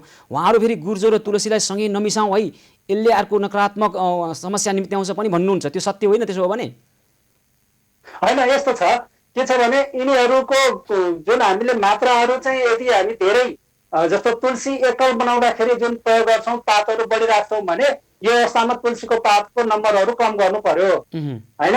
अनि त्यसपछि गुर्जोको पनि यदि हामी गुर्जो मात्र बनाउँदाखेरि हामी गुर्जोको मात्रा बढी लिन्थ्यौँ भने यिनीहरूसँगै मिलाएर बनाउँदाखेरि यिनीहरूको चाहिँ मात्रा अलिक कम गर्नु पर्यो। सँगसँगै अरू गुर्जो मात्रै खाँदा पनि हुन्छ तपाईँले भने जस्तो अघि गुर्जो मात्रै अथवा तुलसीको पत्ता फरक फरक खाँदा पनि हुन्छ? हजुर, सिङ्गल गुर्जो यदि हामीसँग तुलसीको पत्ताहरू एभाइलेबल छैनन् भने हामीले गुर्जो मात्र प्रयोग गर्न पनि आरामले सक्छौँ र त्यसले पनि फाइदा दिन्छ। ल अर्को एउटा पनि कुरो आएको छ, अब विशेष गरी कोरोनासँग चाहिँ लड्नुको लागि बेसार भन्दा पनि बेसारमा कर्कुमिन भन्ने तत्त्व हुन्छ र त्यो बढी भयो भने हाम्रो शरीरको आन्द्रा सुक्खा हुँदै जाने र त्यसको शोषण गर्ने शक्ति क्षीण हुने कारणले गर्दा मान्छे डिप्रेसनतर्फ जाने र त्यस कारणले बेसार धेरै खाने भन्दा पनि बेसार केही न्यून खान सकिन्छ जति खाइरहेको छ त्यति। र अर्को महत्त्वपूर्ण भनेको तुलसीको पातलाई हाम्रो गाउँघरमा पाइने अम्बाको बोक्रासँग मिलाएर त्यसलाई तामाको भाँडोमा तताएर खाइयो भने सबैभन्दा प्रभावकारी हुन्छ भनेर हामीलाई केही आयुर्वेदिक चिकित्सकहरूले पनि भन्नुभएको छ। उहाँहरूसँग हामी पछि कुराकानी गर्छौँ। हामीले थुप्रै चिकित्सकहरूसँग कुराकानी गर्दा त्यसो भन्नुभएको छ। यसबारेमा चाहिँ सिंहदरबार वैद्यखानाका तपाईँ प्रबन्ध निर्देशक हुनुहुन्छ होइन? अनि सिंहदरबारमा यसरी मिलाएरका के औषधिहरू अथवा यसरी खाँदाखेरि रोग प्रतिरोधात्मक क्षमता बढ्ने त्यस्तो केही छ? Thank you very much. हामीसँग चाहिँ विभिन्न खालका हामीले उत्पादनहरू गरेका छौँ। जस्तो गुडीजीको हामीले चिया बनाएका छौँ, तुलसीको चिया बनाएका छौँ, जेठीमधु चूर्ण भनेर बनाएका छौँ, आमलकी चूर्ण, अश्वगन्धा चूर्ण, च्यवनप्राश, यिनीहरू चाहिँ हाम्रो सबै यो चाहिँ रोग प्रतिरोधात्मक क्षमताहरूको अभिवृद्धि गर्ने हिसाबबाट यी सबै बनाइएका हुन् र यी सबै एकैचोटि प्रयोग गर्नलाई सम्भव पनि नहुन सक्छ र यदि सम्भव भयो भने सबै नै एकैचोटि प्रयोग गर्नुपर्ने भन्ने छैन। यी मध्ये हामीले केही चाहिँ हामी चियाको रूपमा प्रयोग गर्ने हिसाबमा जान्छौँ, केही चाहिँ हामी चाहिँ रसायनको रूपमा जस्तो हामी च्यवनप्राश खायौँ भने, अश्वगन्धा चूर्ण खायौँ भनेदेखि हामी चाहिँ शरीरमा मलाई त्योभन्दा सिंहदरबार वैद्यखानामा के म त्यो सोध्छु। त्योभन्दा अगाडि अघि मैले भने तुलसीको पातलाई अम्बाको बोक्रासँग मिलाएर तामाको भाँडामा उमालेर खायो भने प्रभावकारी हुन्छ अहिले रोग प्रतिरोधात्मक क्षमता बढाउनलाई भन्ने कुरा सत्य हो कि होइन? होइन, यो चाहिँ विभिन्न किसिमका कथनहरू र विभिन्न किसिमको चाहिँ यो एउटा परम्परागत चिकित्सा प्रणाली पनि हो र यो हिसाबमा परम्परागत रूपमा कतिपय कुराहरू आइरहेका हुन्छन् र ती चाहिँ विभिन्न शोधहरू गर्नुपर्ने अथवा तिनीहरूको अनुसन्धान गर्दै जानुपर्ने कुराहरू पनि हुन सक्छन् र यो जुन आइरहेको छ यसलाई चाहिँ हामीले यसै गरी यही ठिक भनेर त भन्न सक्दैनौँ। अनि यो अनुसन्धान शोध चाहिँ किन नगरे डाक्टर साहब होइन? अम्बाको बोक्राको अनुसन्धान किन नगरे? तुलसी पातको अनुसन्धान किन नगरे? गुर्जो रहेछ अहिले वनमा गुर्जो, जङ्गलमा गुर्जो है, अनि अनुसन्धान चाहिँ किन नगरे? यहाँहरूले गर्नु पर्दैन? होइन, यो क्रमशः अनुसन्धानका क्रमहरू अगाडि बढिरहेका छन्। हामीले त्यसको पनि शोधहरू अगाडि बढाइरहेका छौँ। जस्तो अहिले त्रिकटुको प्रयोग गरिरहेछौँ। त्रिकटु भनेको सुथो, पिपली, मरिच यिनीहरूको चाहिँ कोभिड-19 सँग यो पिपली भन्ने धेरै खानु हुँदैन, यसलाई शोधन नगरिकन खानु हुँदैन भन्ने फेरि आयुर्वेदिक चिकित्सकहरू पनि भेटिन्छ। कसलाई पत्याउने कसलाई नपत्याउने, के एउटालाई विश्वास गरेर आँखा चिम्लेर खाने हो कि सबैतिर सोध्न थाल्यो भने अनेक तर्क आउन थाल्छन्, के गर्ने होला? होइन, यस्तो हजुर, यसलाई के गरिन्छ भने यिनीहरूको मात्राहरू मिलाएर चिकित्सकीय सल्लाह अनुसार खानुपर्छ। कसरी खाने त मात्रा? गाउँघरमा अब कसरी खाने? ल गाउँमा हाम्रा दर्शकलाई भनिदिनुहोस् त, टेलिभिजन हेरेर बसिरहनु भएको छ, तपाईँ जस्तो डक्टरसँग उहाँको पहुँच पनि छैन, कसरी खाने छोटोमा भनिदिनुहोस् त। त्रिकटुको प्रयोग हामीले चाहिँ आधी चिम्टी भन्दा बढी प्रयोग नगर्ने, बिहान र बेलुका। भनेको पिपला भन्ने त्यो, अनि त्यसपछि मरिच र सुठो आधी चम्चा कि आधी चिम्टी? आधी चिम्टी, तिनवटा मिलाएर आधी चिम्टी होइन? हजुर हजुर हजुर, आधी चिम्टीसम्म हामीले प्रयोग गर्न सक्छौँ। त्रिकटु भनेको त्यो तिनवटा मिलाएर आधी चिम्टी एकपटकमा? त्रिकटु भनेको तिनवटा सुठो, पिपली, मरिच तिनवटाको मिसाएर कम्बिनेसन भएर पाउडर बन्छ। यसलाई पाउडर बनाउने हो पिनेर, अनि यसलाई चाहिँ आधी चिम्टी मात्र हामीले चाहिँ बिहान र बेलुका प्रयोग गर्न सक्छौँ। हुन्छ, ल अन्त्यमा भनिदिनुहोस् त सिंहदरबार वैद्यखानामा चाहिँ के औषधि छ? 1, 2, 3 मा छोटोमा। हामीले यो अहिले भनेका औषधिहरू सबै हाम्रो कक्षामा र हाम्रा एसिस भएका बजारहरूमा छन्।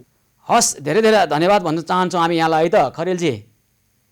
हवस् हजुर, नमस्कार, हस् धन्यवाद। नमस्कार, धेरै धन्यवाद छ। सिंहदरबार वैद्यखानाका प्रबन्ध निर्देशक डाक्टर वंशदीप शर्मा खरेल हामीसँग अहिले कुराकानी गर्दै हुनुहुन्थ्यो। कोरोना सङ्क्रमणको जोखिमबाट बच्नका निमित्त प्रयोग भइरहेका जडीबुटी र आयुर्वेदिक औषधिहरूको सही प्रयोग कसरी गर्न सकिन्छ र त्यसलाई सही प्रयोग गर्न नसक्दा त्यसले नकारात्मक प्रभाव के ल्याउन सक्छन्, त्यसकारण उहाँले भनेका केही कुराहरू र आयुर्वेदिक चिकित्सक डाक्टर शङ्कर पौडेलसँग पनि अघि हामीले कुराकानी गरेका थियौँ र उहाँहरूले पनि जुन सुझाव दिनुभएको छ र तपाईँ हामी सबैले भान्सामा उपलब्ध हुने यस्ता खालका औषधिहरू लामो समयदेखि हामीले सदुपयोग गर्दै आइरहेका छौँ। यी अनुभवहरूलाई सँगालेर हामीले प्रभावकारी ढङ्गबाट ती औषधिजन्य गुण भएका जडीबुटी र मरमसलाको प्रयोग गर्ने हो भने रोग प्रतिरोधात्मक क्षमतालाई वृद्धि गर्न सकिन्छ भन्ने कुरामा चाहिँ दुई मत छैन। तर त्यसो गर्दै गर्दा धेरै प्रयोग हुँदा त्यसले नकारात्मक प्रभाव ल्याउँछ भन्ने किसिमबाट पनि सोच्नु आवश्यक छ र त्यसै गर्नुहुनेछ भन्ने अपेक्षा गरेका छौँ हामीले। र यसै गरी अन्य थुप्रै आयुर्वेदिक चिकित्सकहरूसँग पनि हामीले यो खालको शोध गरिरहेका छौँ र एउटा निष्कर्ष निक्लिनेछ भन्ने हाम्रो अपेक्षा छ र छिटोभन्दा छिटो त्यो काममा पनि हामी गरिरहेका छौँ। एउटा अभियानै हो र अभियानमा पनि हामी जोडिएका छौँ र हाम्रा दर्शकहरूलाई हामीले प्राप्त गरेका ती निष्कर्षहरू सुनाउँदै जानेछौँ। र दर्शकमित यतिखेर भने हामी सेवा सहयोग र सद्भावको 166औं दिनको एभिन्युज पहलको यो विशेष कार्यक्रममा छौँ र अन्य थुप्रै समस्या र समाधानको उपायसहित निरन्तर आउनेछौँ। कार्यक्रम निरन्तर जारी रहनेछ, हामीसँगै रहनुहोला।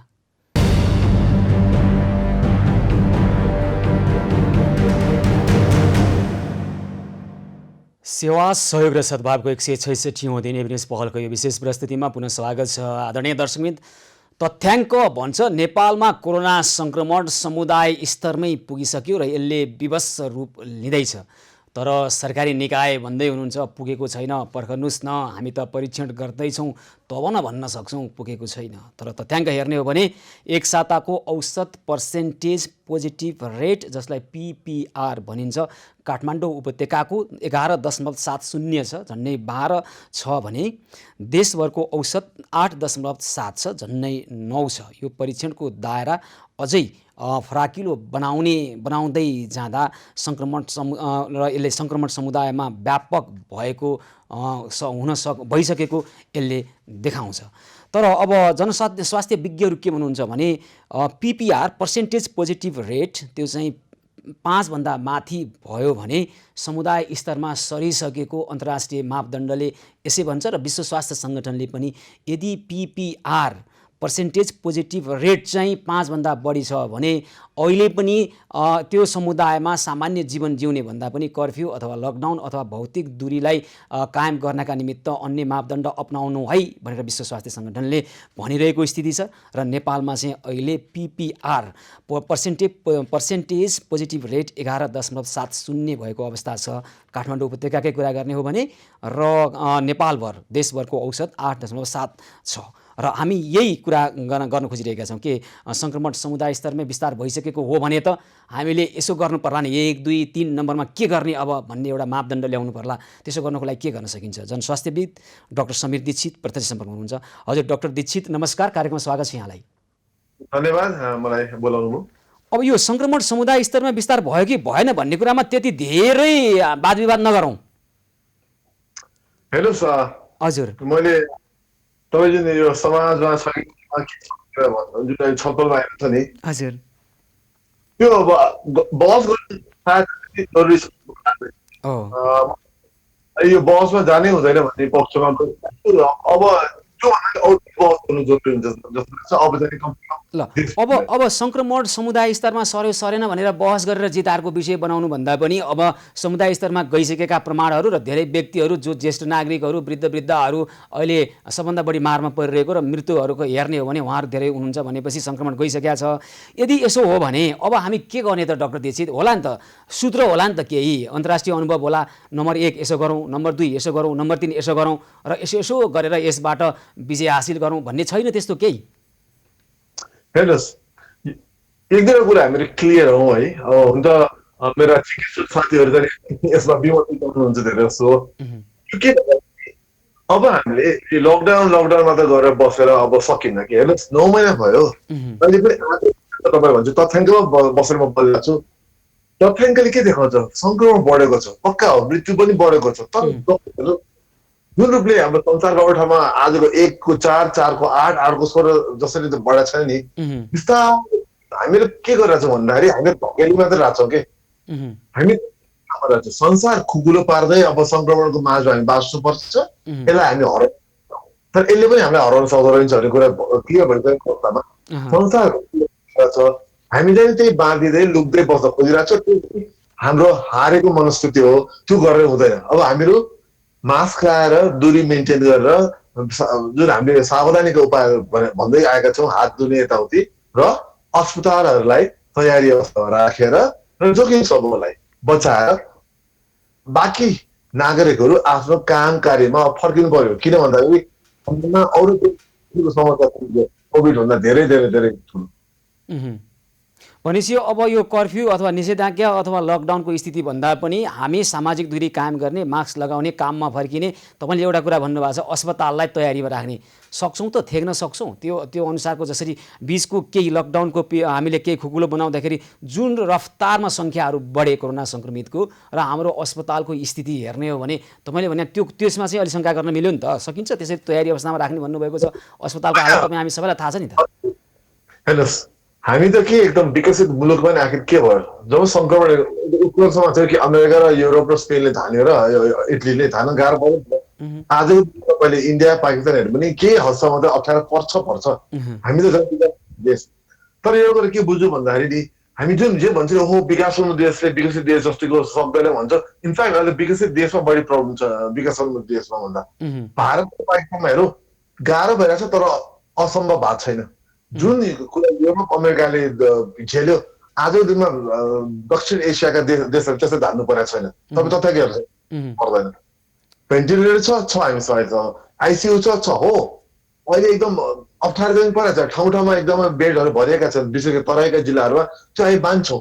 तर त्योभन्दा बढी कतिसम्म जान्छ भन्ने कुरा आउँछ कि। किन हामी एउटा कुरा के आज मात्र सङ्क्रमित भन्दा सङ्क्रमण ठिक हुनेको सङ्ख्या बढाएको छ आजको दिनमा, तपाईँले याद गर्नुभयो होइन? केही दिन अगाडि चितवनमा भेन्टिलेटर र आइसियु सहिया नभएको कारणले एकै दिन 3 जनाले ज्यान गुमाए। तपाईँले भने एउटा कुरामा सहमति जनाउने हो भने त्यसको आधार खोजिरहेका छौँ हामी के। तपाईँले भन्नुभयो मास्क लगाउँ, भौतिक दूरी कायम गरौँ, लकडाउन सकडाउन केही नगरौँ, निषेधाज्ञा नगरौँ, काममा जानेहरू जाउँ, अरूलाई बचाउँ भनिरहँदाखेरि हामी अरूलाई बचाउँ भन्दै गर्दाखेरि बचाउनु पर्ने मान्छेमा सङ्क्रमण फैलिँदै गर्दा उहाँलाई भोलि भेन्टिलेटरमा राख्नु पऱ्यो भने, आइसियुमा राख्नु पऱ्यो, खै त त्यसको तयारी। हामी पूर्वाधारको राम्रो तयारी गरौँ अनि तपाईँले भने जस्तो अगाडि बढौँ भन्ने होइन र भने वास्तविक त्यही होइन। सुन्नुहोस्, अब यहाँ कुरा ए हो कि मैले भर्खर भने नि, अब तपाईँले सोध्नु मलाई अब के गर्ने भनेर। के गर्नेमा एउटा त लकडाउन गरेर सकिँदो रहेछ, काम छैन भन्ने कुरा हामीले 3 हप्ताको लकडाउन देखाइछ हामीलाई कि लकडाउनले रोक्दो रहेछ अझ कम पनि पार्दो रहेछ भनेर हामी देखिन्छ। किनभने यो हप्तादेखि देखिन थाल्नु पर्छ, कम हुने हो भने यो हप्तादेखि देखिन थाल्नुपर्छ। 15 दिन भइसकेको छ तर भएन। भन्दा सङ्क्रमण समाजमा छ। अब हामीसँग विकल्प के छ भन्नुहोस् न।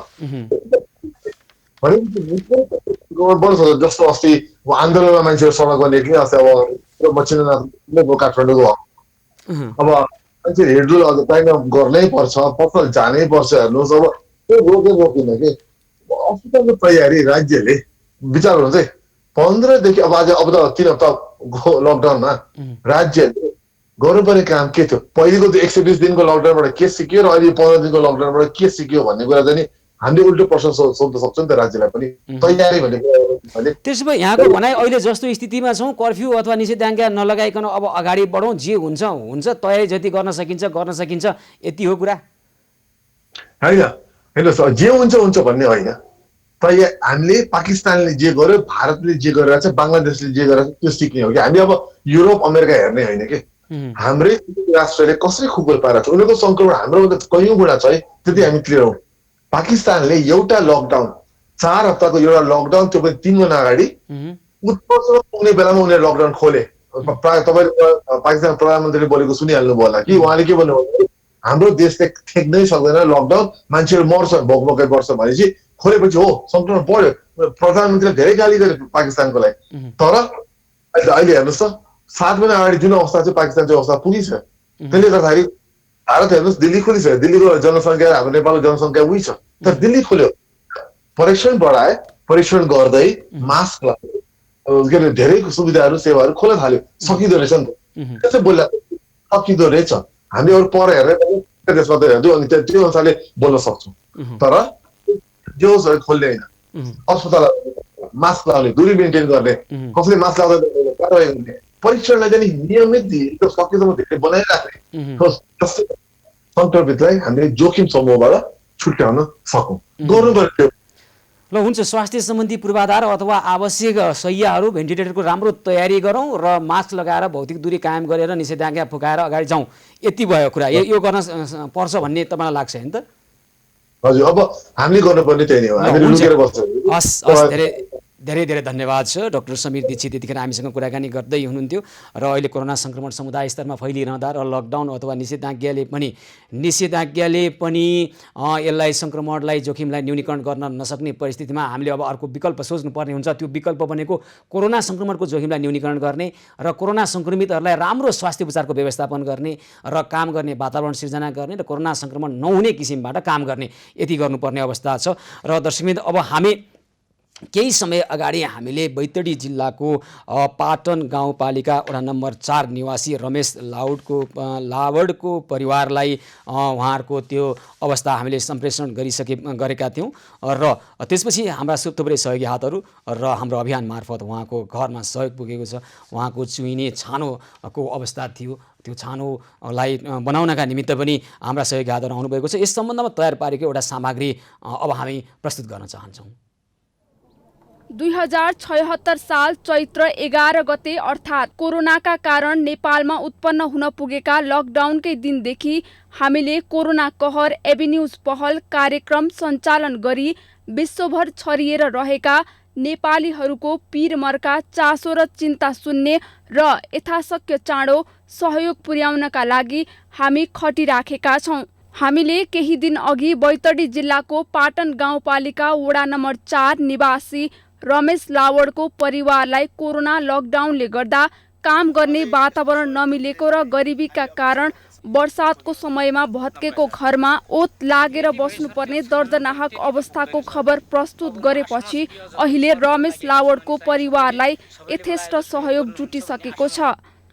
आफ्नो परिवारलाई 2 छाक खुवाउन र पाल्न अत्यन्तै मुस्किल परेको भन्दै सहयोग जुटाइदिन एभिन्यूज पहल मार्फत आग्रह गरे पश्चात रमेश लावडको परिवारलाई एभिन्यूज पहलले खाद्यान्नका साथै उनको घरको छाना छाउन दाताहरूसँग समन्वय गरी नगद 19,000 रकम सहयोग गरेको छ। 19,000सम्मसँग घरहरूले एभिन्यूजबाट आएर पहल गरिदिनु भएकोमा अनि चाहिँ अहिले 19,000 आयो सर। अहिले आज त मेरो दुख पीडा थियो सर, म भोकै अवस्था थियो अनि चाहिँ धेरै समस्या नै भन्नुपर्दा सर, धेरै समस्या थियो।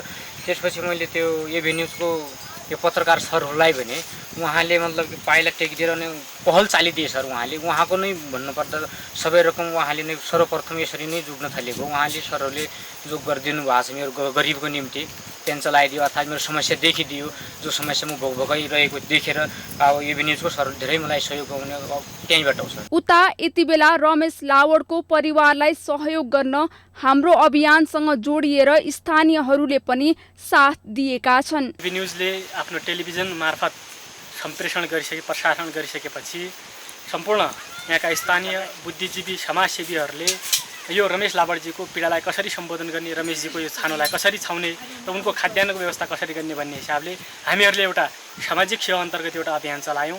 देश विदेशमा रहेका साथीभाइहरूले पनि सहयोग गरेको अवस्था छ। कोरोना कहर एभिन्यूज पहलले विगत 166 दिनदेखि लगातार सेवा, सहयोग, सद्भाव र समर्पणको यो अभियान निरन्तर जारी राखेको छ र आगामी दिनमा पनि यो अभियान दुःखमा परेका नागरिकको समस्या समाधान गर्न सधैँ लागिरहनेछ।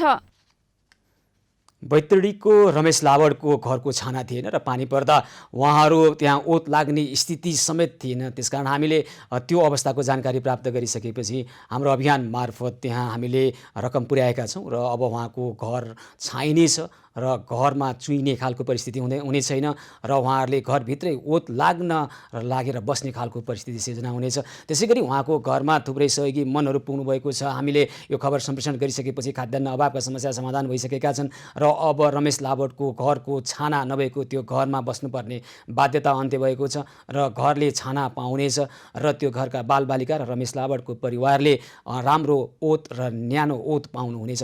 यसै गरी देशका विभिन्न भागबाट भने थुप्रै खालका समस्याहरू आएका छन् र ती समस्यालाई सम्बोधन गर्नका लागि हामी हाम्रा सहयोगी हातहरू, सहयोगी मनहरू सबैले हातोमालो गरेरै काम गरिरहेका छौँ र प्रभावकारी ढङ्गबाट यहाँहरूले जसरी सदाशय र सद्भाव बाँड्नु भएको छ यसका लागि आभार व्यक्त गर्न चाहन्छौँ र यस्ता खालका समस्यालाई हामी केवल समस्याका रूपमा सम्प्रेषण परीक्षण गरेर चुपो लागेर बस्ने छैनौँ। हामी समस्याको समाधानको पहल गरेर समस्या समाधान पनि गरेरै छाड्नेछौँ र बैतडीको रमेश लाबडलाई सहयोग गर्नुहुने सम्पूर्ण सहयोगी मनहरूलाई हार्दिक आभार व्यक्त गर्छौँ, कृतज्ञता व्यक्त गर्छौँ र यस्ता खालका अन्य समस्यालाई पनि हामी समस्याको समाधान गर्ने पहलमा निरन्तर जुटिरहनेछौँ।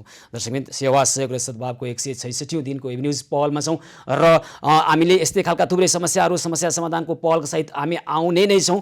कार्यक्रम निरन्तर जारी रहनेछ, हामीसँगै रहनुहोला।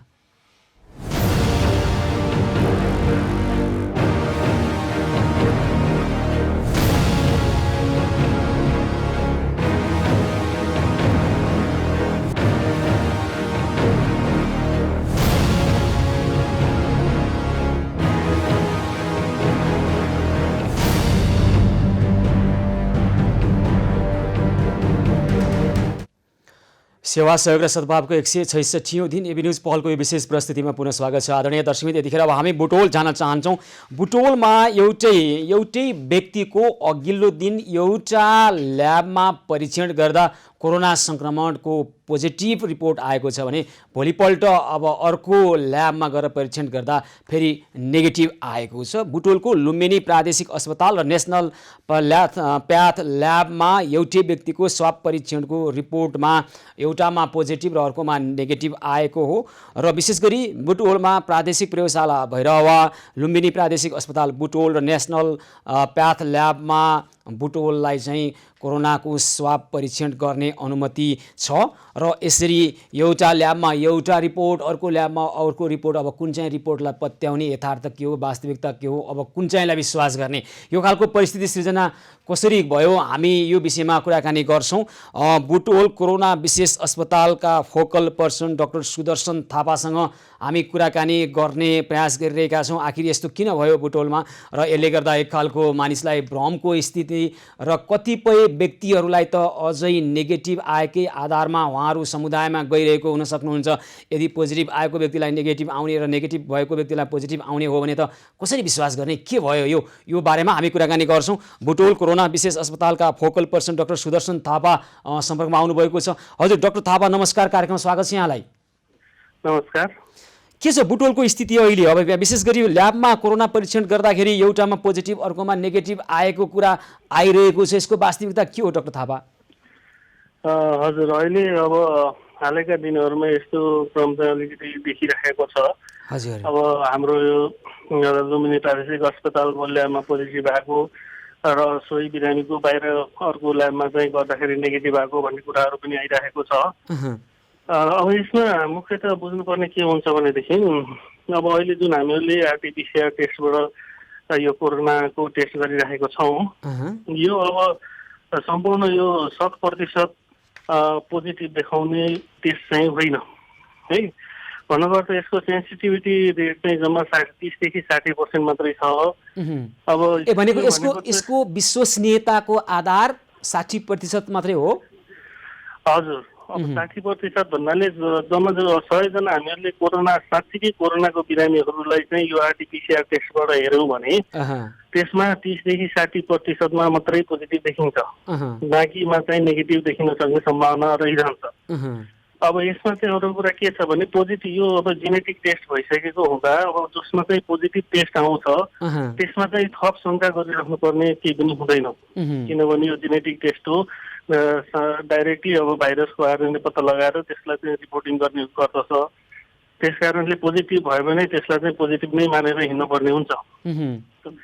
तर अब जस्तो कि अहिले मैले भनिसकेँ यसमा चाहिँ यसको सेन्सिटिभिटी 30 देखि 60% मात्रै हुन्छ। अब होइन, के चाहिँ समस्या भयो त? म एउटा उदाहरण भन्छु है। बुटोलका एक 20 वर्षीय पुरुषले पिसिआर गर्नुभयो, लुम्बिनी प्रादेशिक अस्पतालमा उहाँलाई पोजिटिभ देखायो है। उहाँको स्वाब नमुना नम्बर पनि छ 8697। भोलिपल्ट नेसनल प्याथ ल्याबमा गएर परीक्षण गराउनु भयो होइन, उहाँको चाहिँ फेरि नेगेटिभ आयो। अर्को दिन फेरि नेसनल प्याथ ल्याबमै गएर परीक्षण गर्दा फेरि नेगेटिभै आयो, अनि फेरि लुम्बिनी प्रादेशिकमा गएर गर्दा पोजिटिभ आयो। अब उहाँलाई चाहिँ कोरोना छ भन्ने कि छैन भन्ने के बुझ्ने? त्यही कुरा म भन्दैछु।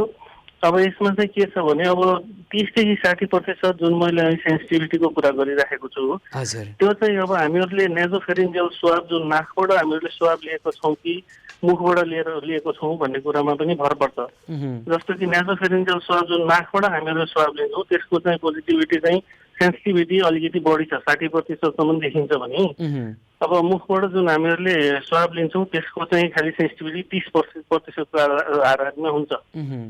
अब त्यस कारणले गर्दाखेरि स्वाब कुन ठाउँबाट लियो भन्ने कुरामा पनि होइन, यहाँहरूले मापदण्ड बनाउनु भएको छैन जहाँबाट लिँदा प्रभावकारी र विश्वसनीय परीक्षण हुन्छ त्यहीँबाट ल्याउँ न। हामीहरूले चाहिँ अब नेपाल सरकार स्वास्थ्य मन्त्रालयले प्रोटोकल अनुसार नेजोफेरिन्जियल स्वाब लिइराखेका छौँ। तर अरू कुरा के भनेको नाकबाट लिइरहनु भएको छ? हजुर, नाकबाट लिइराखेका छौँ। तर स्वास्थ्य मन्त्रालयले फेरि मुखबाट पनि लिन सकिन्छ भन्ने मापदण्ड पनि राखेको छ। त्यसकारणले कतिपय ठाउँहरूमा मुखबाट लिने गरिएको छ। त्यसकारणले गर्दाखेरि हामीहरूको अस्पतालमा गर्ने र अरू ल्याबहरूमा गर्ने मात्रै फरक त्यहाँनिर पनि पर्न सक्छ। त्यस्तै गरेर अब यो कुरा त खालि नाकबाट लिन्छ कि मुखबाट लिन्छ भन्ने कुरामा सीमित भयो।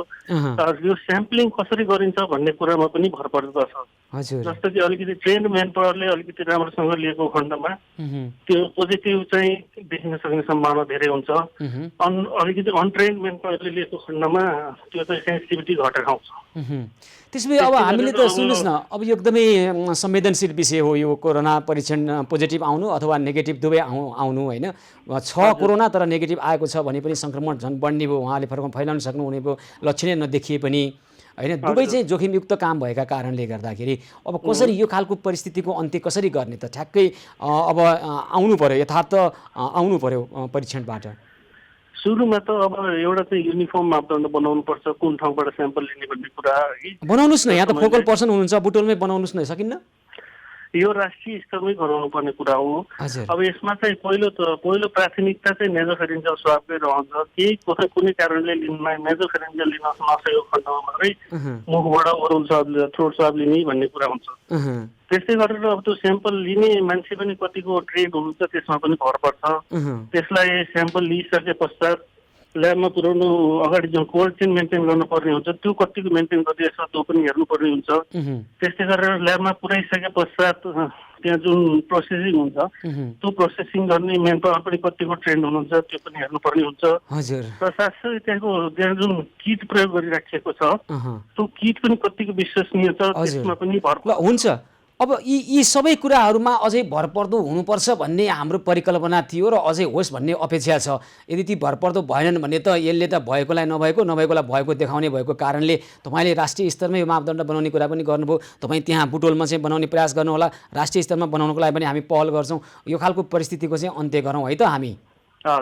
हस्, धेरै धन्यवाद छ डाक्टर सुदर्शन थापा। बुटोलमा कोरोनाको उहाँ परीक्षण गर्दाखेरि पोजिटिभ भएकालाई नेगेटिभ र नेगेटिभ भएकालाई पोजिटिभ आएको र यो समस्याको अन्त्य गर्नका निमित्त उहाँले विभिन्न खालका उपाय अपनाउन सकिने भन्ने कुरा गर्नुभएको छ। र दर्शकवृन्द, यतिखेर अब हामी कोरोना सङ्क्रमणको जोखिमको अग्रपङ्क्तिमा रहेर स्वास्थ्य उपचारमा खटिरहनुभएका नर्स दिदीबहिनीहरूको अवस्था निकै अहिले पीडादायी भएका खबरहरू पछिल्लो केही दिनदेखि यता लगातार श्रृङ्खलाबद्ध रूपमा आइरहेका छन्। जोखिम भत्ता त परै जाओस्, नर्सहरूले यतिखेर मासिक तलब पनि नपाएको, पिपिई र मास्क समेत राम्रोसँग नपाएको खबर आइरहँदा उहाँहरूका समस्या समाधान गरिएन भने कोरोना सङ्क्रमणको यो महामारी विरुद्धको युद्धको अग्रपङ्क्तिमा रहेर लडिरहनुभएका नर्सहरूको समस्या समाधान भएन भने कसरी लड्न सक्नुहोला यो महामारी विरुद्ध?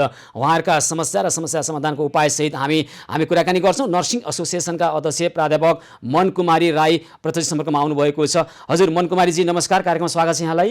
हवस्, धन्यवाद, नमस्कार। सर्वप्रथम तपाईँहरूलाई हामी धेरै नमन भन्न चाहन्छौँ। कोरोना सङ्क्रमणको जोखिमको अग्रपङ्क्तिमा रहेर यो महामारी विरुद्ध लडिरहनु भएको छ, यसको लागि धेरै धन्यवाद। तर तपाईँहरूले धेरै दुःख बेहोरिरहनु भएको छ। अहिले जोखिम भत्ता त परे जाओस्, मासिक तलब पाइरहनु भएको छैन, पिपी र मास्क समेत राम्रो ढङ्गबाट नपाइरहेका खबरहरू आइरहेका छन्। यो कतिसम्म वास्तविकता हो? केहीसम्म चाहिँ वास्तविक हो। र अब जस्तै यो तलबको सम्बन्धमा चाहिँ नि हाम्रो प्राइभेट अस्पताल, कलेजहरू र अन्य नर्सिङ होमतिर चाहिँ नि यो धेरै मात्रामा आएको छ। हजुर। र यो पिपिएको कुरा चाहिँ नि कुनै ठाउँमा जस्तो कोभिड हस्पिटल भनेर भनिएको ठाउँहरूमा चाहिँ नि छ। अनि अन्य अस्पतालहरू जहाँ नन कोभिड भनेर राखिएको थियो त्यहाँ चाहिँ नि अब यो कोभिड के अरे यो पिपिई को जुन लाउने कहाँ कहाँ आवश्यकता भन्ने कुराहरूले गर्दाखेरि अलिकति त्यहाँ व्यवस्थापनमा होइन नन कोभिडमा पनि त जोसुकै बिरामी आउन सक्छन् अकस्मात उपचारका लागि होइन, उहाँहरू कोरोना भएको पनि हुन सक्छ नि त। हो त्यही भएर चाहिँ त्यहाँनिर अलिकति व्यवस्थापनमा मेल नखाएको हो। र त्यसमा जस्तो अब यो ओपिडीमा होइन फिभर क्लिनिकतिर आउनेहरूलाई पनि दिनुपर्ने चाहिँ हो एक लेभलको, तर अब त्यहाँनिर चाहिँ कुनै कुनै ठाउँमा चाहिँ के भन्छ यो अलिकति भएन। अब राम्रो ध्यान दिएन, नर्सका दुःखप्रति ध्यान दिएन, त्यसमा के गर्नुपर्छ त भन्नुहोस् त तपाईँ प्रत्यक्ष।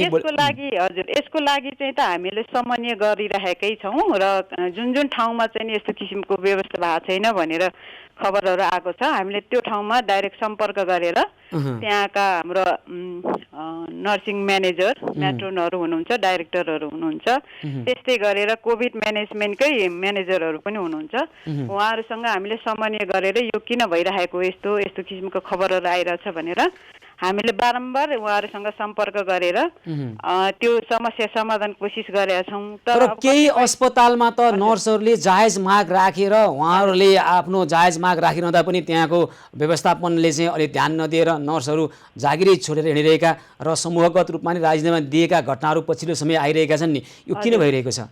त्यही म्यानेजमेन्टकै कुरामा चाहिँ अलिकति मिसअन्डरस्ट्यान्डिङ भएको हो र कतिपय ठाउँमा चाहिँ अब जस्तो यो धरानको कुराहरू आयो होला सायद यसमा, वीरगञ्जको कुरा आएको छ, त्यसमा चाहिँ के हो भन्दाखेरि अब जस्तो कतिपय ठाउँमा चाहिँ पिसिआरको रिजल्टहरू अलि ढिला आउने र बिरामी चाहिँ नै भर्ना गरिहाल्नु पर्ने अवस्थामा अलिकति त्यहाँ जुन समन्वयको आवश्यकता थियो त्यो चाहिँ कमी भएको भन्ने कुरा हामीहरूले बुझेका छौँ र त्यहाँ हामीले बुझ्दाखेरि व्यवस्थापनसँग बुझ्दाखेरि समाधान गर्ने कोसिसमा छौँ। तर अब जुन पिपिईहरू उपलब्ध भएको हो त्यो चाहिँ अलिकति नपुग भएको हुनाले आफ्नै अस्पतालले व्यवस्थापन गर्नलाई अलिकति खरिदहरूको कुरा व्यवस्थापनको कुरा चाहिँ अलिकति ढिला भएको हो भन्ने कुराहरू चाहिँ आएको छ। होइन नसकेर अस्पतालले नगर्या कि उपेक्षा गर्या नर्सको यो समस्यालाई? नसकेको त अवश्य होइन होला, तर त्यहाँ व्यवस्थापनमा अलिक कमी भएको यो त गर्नै भएन। जस्तै चितवनको भरतपुर स्थित कलेज अफ मेडिकल साइन्स पुरानो मेडिकल कलेजमा पनि त्यहाँ कोरोनाको संक्रमितहरूलाई हेरचाह गर्ने उपचारमा खटिएका नर्सहरूलाई नै जोखिम भत्ता नपाएको, महिनोदेखि तलब नआएको पनि गुनासो आइरहेको छ। हजुर त्यो त त्यहाँ मात्रै होइन धेरै जस्तो ठाउँमा छ। अब यो समस्याको समाधान कसरी गर्ने त भन्नुहोस् त? अब यसको लागि चाहिँ हामीले व्यवस्थापनहरूलाई अनुरोध गरेका छौँ यो के कारणले भएको हो होइन। अब जस्तो 2-3 महिनै अस्पताल नचल्दाखेरि तलबै दिन नसक्ने अवस्था त होइन होला, किनभने उहाँहरूको धेरै राम्रो चलेको अस्पतालहरू पनि हो र इन्कम भएको अस्पतालहरू पनि हो, मेडिकल विद्यार्थीहरू भर्ना गरेर पढाइराखेको नर्सिङहरूलाई पनि हो त मनकुमारीजी। अब यसो गरौँ न, यहाँहरूले कहाँ कहाँ समस्या छ त्यो समस्या हामीसँग पनि समन्वय गरौँ। कसले साँच्चै नसकेर व्यवस्थापन गर्न नसके हो त्यो हाम्रा दर्शकलाई भन्छौँ, कसले सकेर नर्सको दुःखलाई व्यवस्था गरे हो त्यो पनि हामी उठाउँछौँ यो विषयलाई। तपाईँहरूका समस्या मनकुमारीजी हजुर तपाईँहरूका समस्या के छन् कृपया हामीलाई भन्नुहोस् र यो समस्या समाधान गर्नको निमित्त हामी कटिबद्ध भएर लाग्छौँ। पटक्कै चिन्ता नगर्नुहोस्, नर्सको आवाज कसैले सुनेर नभन्नुहोस् है। तपाईँहरू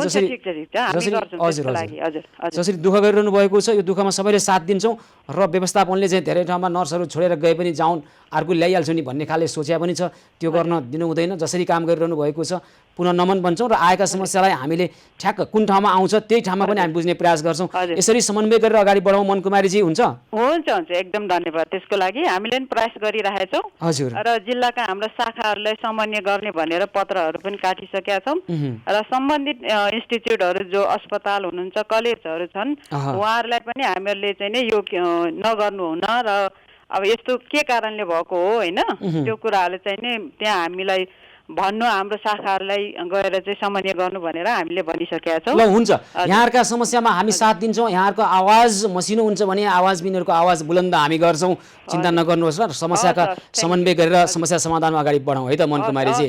हस् धेरै धेरै धन्यवाद।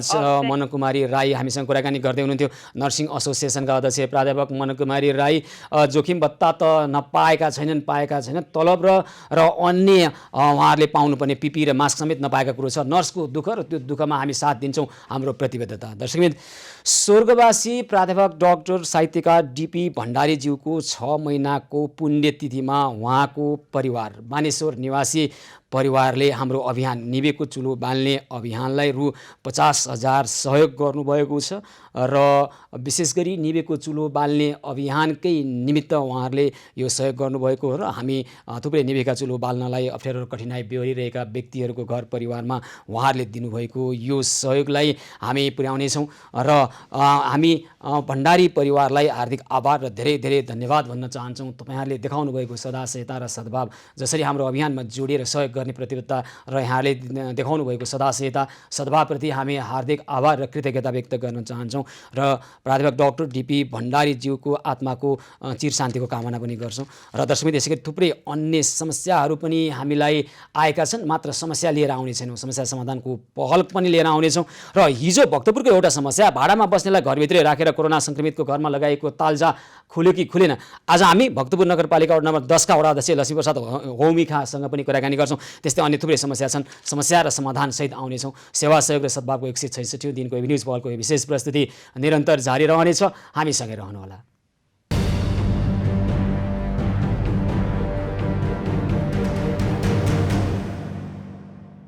सेवा सहयोग र सद्भावको 166 दिन न्युज पहलको विशेष प्रस्तुतिमा छौँ। आदरणीय दर्शकमित्र, यतिखेर अब हामी नवलपुरतर्फ जान चाहन्छौँ। नवलपुरमा शुल्क नतिरेको भन्दै विद्यालयका प्रिन्सिपलले अभिभावक कुटेका छन्। अहिले लकडाउन र निषेधाज्ञाका कारणले गर्दाखेरि समयमा शुल्क तिर्न सक्ने परिस्थिति छैन अभिभावकहरूको र विद्यालयका प्रिन्सिपलले विनय त्रिवेणी गाउँपालिकाका रानीनगर स्थित उज्जवल शिशु इङ्ग्लिस सेकेन्डरी स्कुलका प्रिन्सिपल दीपक कुँवरले आफ्नै विद्यार्थीका अभिभावकलाई कुटपिट गरेर खुट्टा भाँचिदिएका छन् र यसरी खुट्टा भाँच्ने प्रिन्सिपल हुन् दीपक कुँवर। यो खालको अवस्था किन आयो र यसरी मानिसलाई साङ्घातिक आक्रमण गरेर नै आफ्नै विद्यार्थीका अभिभावकलाई कुटपिट गर्ने व्यक्तिमाथि कारबाही कस्तो भयो, यो बारेमा हामी कुराकानी गर्छौँ। प्रहरी प्रमुख, नवलपुरका प्रहरी प्रमुख एसपी प्रकाश मल्ल प्रत्यक्ष सम्पर्कमा आउनुभएको छ। हजुर प्रकाशजी, नमस्कार, कार्यक्रम स्वागत छ यहाँलाई। धन्यवाद, नमस्ते। के छ त्यहाँ नवलपुरको विनय त्रिवेणी गाउँपालिका वडा नम्बर 7 रानीनगर स्थित उज्जवल शिशु इङ्ग्लिस सेकेन्डरी स्कुलका प्रिन्सिपल दीपक कुँवरले आफ्नै विद्यार्थीको अभिभावकलाई होइन खुट्टै भाँच्ने गरी कुटपिट भएछ र उहाँको अहिले उपचार भइरहेको छ अस्पतालमा। किन यो खालको परिस्थिति किन आयो? यो घटना श्रावण 28 गते घटना हो। यो घटना उहाँको स्कुलमा पढ्ने छात्रको फिसको विषयमा लगेर अभिभावक जो अहिले घाइते हुनुहुन्छ उहाँसँग उहाँहरूको वाद विवाद भइसके पछाडि अलिकति त्यो घटना वाद विवादको घटना अलिकति अलि उग्र हुँदै हातपातसम्मको स्थिति भएर यो घटना भएको वारदात भएको देखिन्छ र अहिले चाहिँ घाइते अस्पतालमा उपचाररत हुनुहुन्छ र यो घटनालाई हामीले उहाँहरू भदौ 9 गते जाहेरी लिएर आए पश्चात भदौ 10 गतेमा दर्ता भएर यो अनुसन्धान प्रक्रिया अगाडि बढिसकेको छ। अहिले कृष्णप्रसाद आचार्य अस्पतालमै हुनुहुन्छ जो घाइते हुनुभएको थियो होइन? हजुर, अस्पतालमा हुनुहुन्छ। अनि आक्रमणकारीलाई पक्राउ गरेर कानुन बमोजिम कारबाही अगाडि बढाइयो प्रकाशजी? त्यो क्रममा अब हामीले प्रारम्भिक रूपमा गर्नुपर्ने सम्पूर्ण कार्यहरू सकिएको छ र अब अनुसन्धानका अरू पक्षहरू जो बाँकी छन्, जस्तो प्रतिवादीलाई पक्राउ गर्नु र त्यससँग भएका प्रमाणहरूको केही खोजी गर्नु, यी कुराहरू केही कुराहरू बाँकी छन्, यो सम्पन्न हुन्छ। अब अहिले यो विषय अहिले संवेदनशील किन पनि भइरहेको छ भने हेर्नुहोस् त, अहिले लामो समयदेखि विद्यालयहरू बन्द छन्, विद्यार्थीहरू अहिले गएर अध्ययन गर्न पाइरहेका छैनन् विद्यालयमा होइन। अब त्यसै गरी केही विद्यालयले चाहिँ जबरजस्ती शुल्क उठाउन लागिरहेका कुराहरू आइरहेका छन् र अभिभावकलाई पनि ठुलो सङ्कट छ। यतिखेर खानालाई मात्रै मान्छेलाई अप्ठ्यारो परिरहेको छ, खानालाई त अब शुल्क तिर्ने अवस्थामा समस्या छ। उता विद्यालयका सञ्चालकहरू फेरि शिक्षक शिक्षिकालाई नै तलब नदिएको भन्ने परिस्थिति, अब देशैभरि खालको समस्या आइरहेको यो परिस्थितिमा यतिखेर जसरी अभिभावकमाथि कुटपिट भएको छ, यसले एउटा थप झन् संवेदनशील बनाएको छ यो विषयलाई होइन। यसलाई यहाँहरूले कसरी हेरिरहनु भएको छ? अब यस्ता खालका समस्या अन्त त्यहाँ नदोहोऱ्याउन् भन्नका लागि र यही समस्यालाई पनि दोषीलाई राम्रैसँग कानुनी कठघरामा ल्याउनका लागि प्रकाशजी कसरी हेरिरहनु भएको छ यो विषयलाई? यो घटनाले हामीले पनि केही रूपमा त्यही संवेदनशीलताको रूपमा चाहिँ हामीले हेरिरहेछौँ र अनुसन्धान पनि त्यही रूपमा अगाडि बढाइरहेछौँ। अब पक्राउ पर्ने र अनुसन्धान सकिने अब केही समय कहिलेकाहीँ लाग्छ, त्यही प्रक्रियामा छौँ, हामीहरू गर्छौँ त्यो कुरा चाहिँ। हामी अनुसन्धानलाई हामी पूर्ण रूपमा सफल चाहिँ बनाउँछौँ र यस्तै घटनाहरू अन्यत्र नघटोस् भन्ने हिसाबमा हामीहरू सतर्क रहने र हामीहरूको सम्पर्कमा आउने स्कुलका सरहरू, अभिभावकहरू जो पनि हुन्छ जिम्मेवार सरकारी निकाय सबैसँग यस्ता चिजहरूको विषयमा बारम्बार कुरा भइरहेको पनि हुन्छ र भइरहेको पनि छ। अझ पनि गरौँला त्यसलाई, त्यसको चाहिँ उसलाई अलि बढाउँला।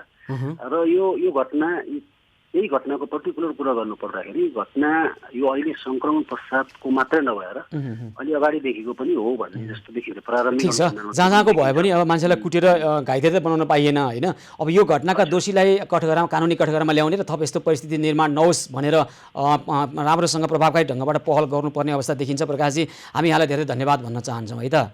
Thank you. हस् दर्शकवृन्द, हामी यतिखेर देखिरहेका छौँ नवलपुरको एउटा घटना। अभिभावकलाई प्रिन्सिपलले कुटपिट गरेर शुल्क नतिरेको बहानामा कुटपिट गरेर खुट्टा भाँचिएको यो अवस्था र त्यहाँ नवलपुर प्रहरी प्रमुख एसपी प्रकाश मल्लसँग हामीले कुराकानी गऱ्यौँ र दोषीलाई कानुनी कठघरामा ल्याउने र यस्तो खालका समस्या नहुन् भन्नका निमित्त उहाँले प्रभावकारी ढङ्गबाट काम गर्ने प्रतिबद्धता जनाउनु भएको छ। यसको लागि पनि हामी धेरै धन्यवाद भन्न चाहन्छौँ। दर्शकवृन्द, एबी न्युज पहलको अभियानमा जोडिएर आज काठमाडौँको नयाँ बानेश्वरमा लायन्स क्लब अफ काठमाडौँ इभाले रक्तदान कार्यक्रम गरेको छ र केही समय अगाडिदेखि काठमाडौँ उपत्यका लगायतका विभिन्न देशका विभिन्न ठाउँमा रगतको अभाव भएको खबर प्राप्त गरिसकेपछि हामीले एउटा अभियान सुरु गरेका छौँ। त्यो अभियान भनेको रक्तदान अभियान गर्ने, ठाउँ ठाउँमा रक्तदान कार्यक्रमहरू गर्ने, सानो सानो थोरै व्यक्तिहरूको भौतिक दूरी कायम गरेर उहाँहरूलाई रक्तदान गर्ने सालको परिस्थिति निर्माण गर्ने र त्यसै गरी देशभरका रगतको अभावको यो परिस्थितिलाई, यो समस्यालाई समाधान गर्ने हाम्रो अभियानमा यतिखेर Lions Club of Kathmandu Eva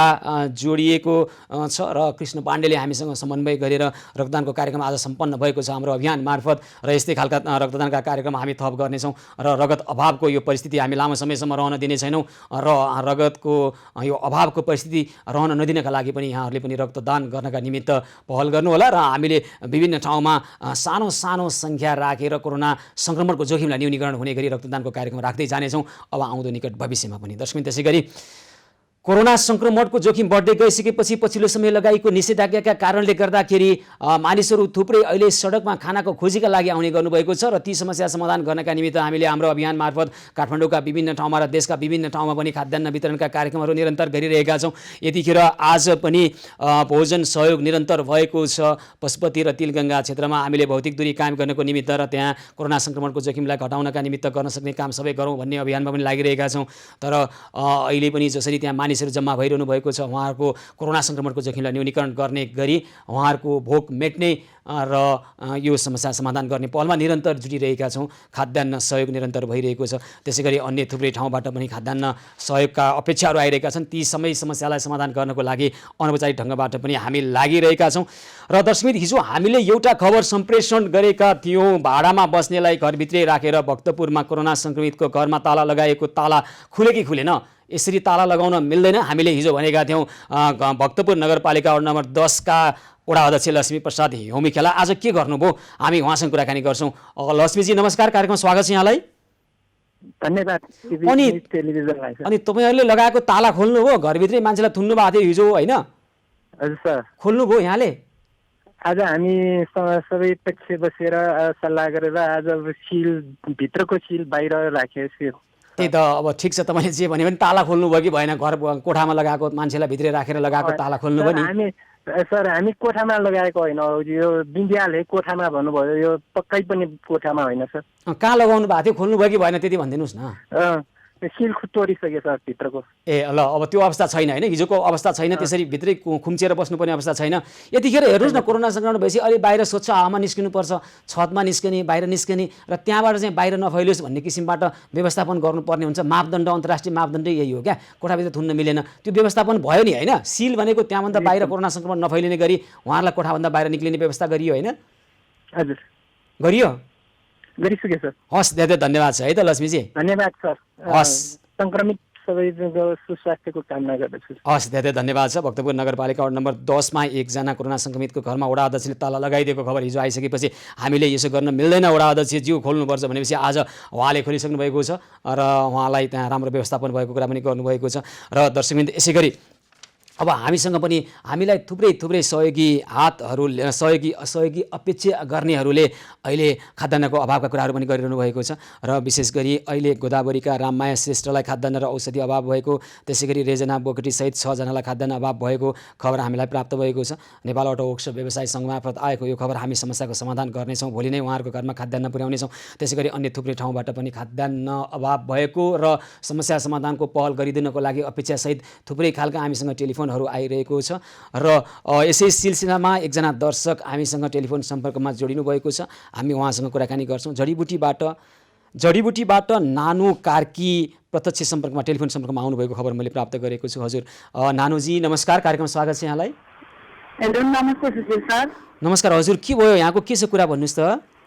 हजुर मेरो घरमा चाहिँ अघि बिहान म सुत फेरि छु 2 महिनाको, अनि हिजो सामान चाहिँ अघि बिहान मैले रासनहरू 2-4 दिनलाई पुग्ने गरेको छ। हजुर। अनि मेरोमा ग्यास चाहिँ अघि बिहान सिद्धिएको थियो, अनि त्यही भएर म अस्ति नै पनि दिनुभएको थियो मेरो बाबुको न्वारानको अघिल्लो 2 दिन अगाडि। अनि त्यही समस्या पऱ्यो भने फोन गर्नु भन्नुभएको थियो। अनि फेरि बच्चालाई दुध नि छैन, अनि त्यही भएर बिहानदेखि ग्यास सक्यो अनि केमा पकाएर खानुभयो त यहाँले? हजुर बिहान मैले पकाएँ, पल्लो कोठाको दिदीसँग, दिदी मेरोमा यो ग्यास सिद्धियो पकाइदिनु भने, अनि त्यहीँ लगेर पकाएँ। अनि तिमीलाई त्यस्तो छ भने 2-4 दिनलाई लगेर पकाउ न त, अनि मलाई ल्याएपछि देऊ भन्नुभयो। अनि मैले त्यहीँबाट लिएर आएँ अहिले बेलुका। ग्यास ल्याउनु भयो?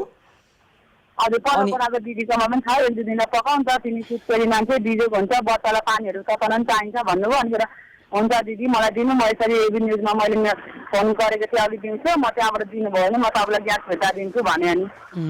अनि बच्चालाई दुध? हजुर बच्चालाई दुध छैन भन्नुभयो अहिले? बच्चालाई मैले त दुधै त्यति आउँदैन, म पैसा नि छैन खानेकुराहरू खानको लागि, अनि त्यही दाल भात चाहिँ खाइरहेको छु, अनि दुधै त्यति पुग्दैन।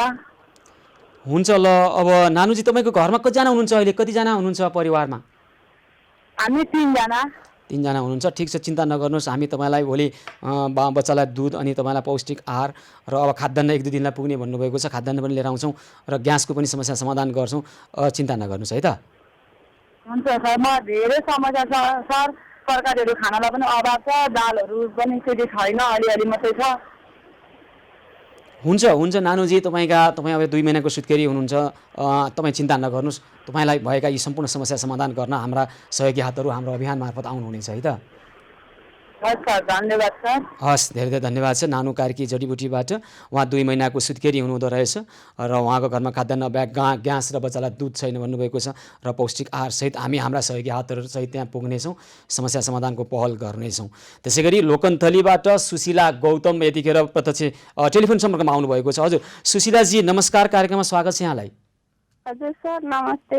हजुर नमस्कार, के भयो कृपया भन्नुहोस् त। हजुर सर म पनि सुत्केरी नै हो 13 दिनको हैन, अनि मेरो रुममा चाहिँ ग्यास पनि सिद्धिएको छ सर, अनि खाद्यान्न नि सिद्धिएको छ हेर्नु। अनि अहिले के खानुभयो त? बिहान के खानुभयो, अहिले साँझ के खानुभयो, अहिलेलाई छ कि छैन? अहिलेलाई चाहिँ भोलि बिहान 1 छाकलाई चाहिँ छ सर, अनि त्यसपछि छैन। भोलि बिहानलाई छ। अनि ग्यास नि, ग्यास छ, केही दिनलाई पुग्छ? ग्यास पनि भोलि बिहानलाई पुग्छ होला सर, पल्लो कोठा आन्टीकोबाट खाएको खाना चाहिँ आज बेलुका चाहिँ। हुन्छ ल, तपाईँको घरमा। हजुर। अनि यस्तो तरकारी सरकारी खाने पैसा पनि छैन, कमजोरी भएर हेर्नु 13 दिनको सुत्केरी कस्तो बिजोग भइयो कि सर। ठिक छ, तपाईँलाई पौष्टिक आहार त्यसपछि घरमा ग्यास खाद्यान्न हामी लिएर आउँछौँ, चिन्ता नगर्नु होला सुशीलाजी। हुन्छ हस् सर। अनि सानो तपाईँको शिशुले के खाइरहेको छ? तपाईँको दुध आउँदैन होला, अनि उहाँलाई के खुवाउने गरेको छ? अहिलेसम्म चाहिँ आएको छ सर अलिअलि। अब चाहिँ के भन्छ, यस्तो खानेकुरा नै नभएर नआएको होला, अहिलेसम्म चाहिँ पुगिरहेछ। हुन्छ, सकेसम्म पुगुन्जेल आमाकै दुध खुवाउनुपर्छ बच्चालाई, यसमा चाहिँ उ नगरौँ। र हामी ग्यास अनि तपाईँलाई तरकारी खाने पैसा छैन भन्नुभएको छ, चिन्ता नगर्नु होला। खाद्यान्न र तपाईँलाई चाहिने पौष्टिक आहार लिएर हाम्रा सहयोगी हातहरू आउनुहुनेछ हाम्रो अभियान मार्फत, चिन्ता नगर्नुहोस् है त सुशीलाजी। हस् धेरै धेरै धन्यवाद छ सुशीला गौतम सेवा गर्ने मौका दिनुभएकोमा। लोकन्थलीमा बस्नुहुने सुशीला गौतम जो 13 दिनको सुत्केरी हुँदो रहेछ, अहिले अब खानेकुरा खाद्यान्न सकिँदैछ, घरमा छैन, ग्यास सकिएको छ, अब सुत्केरी मान्छेले खानुपर्ने पौष्टिक आहार खान पाइरहनु भएको छैन। यसका लागि हाम्रा सहयोगी हातहरू भोलि पुग्नुहुनेछ र उहाँको घरको यो समस्या समाधान हुनेछ। त्यसै गरी अघि भर्खर हामी जडीबुटीबाट नानु कार्कीले हामीलाई उहाँ पनि 2 महिना सुत्केरी रहेको र ग्यास अभाव भएको, दुध छैन बच्चालाई खुवाउने भन्नुभएको छ, खाद्यान्न अभाव हुँदैछ, पौष्टिक आहार चाहिएको छ। हामी यो समस्या समाधान गर्नका निमित्त हाम्रा सहयोगी हातहरू पुग्नुहुनेछ। दर्शकबिन, तपाईहरुलाई परेको समस्याको गम्भीरता र संवेदनशीलताको घनत्वलाई बुझेर हामी यहाँहरूको समस्या समाधान गर्न तुरुन्त आइहाल्नेछौँ र भोलि नै उहाँको घरको यो समस्या समाधान हुनेछ। हाम्रा सहयोगी हातहरू त्यहाँ पुग्ने हुनेछ, हाम्रो अभियानसँग जोडिएर सहयोग गरिरहनुभएका।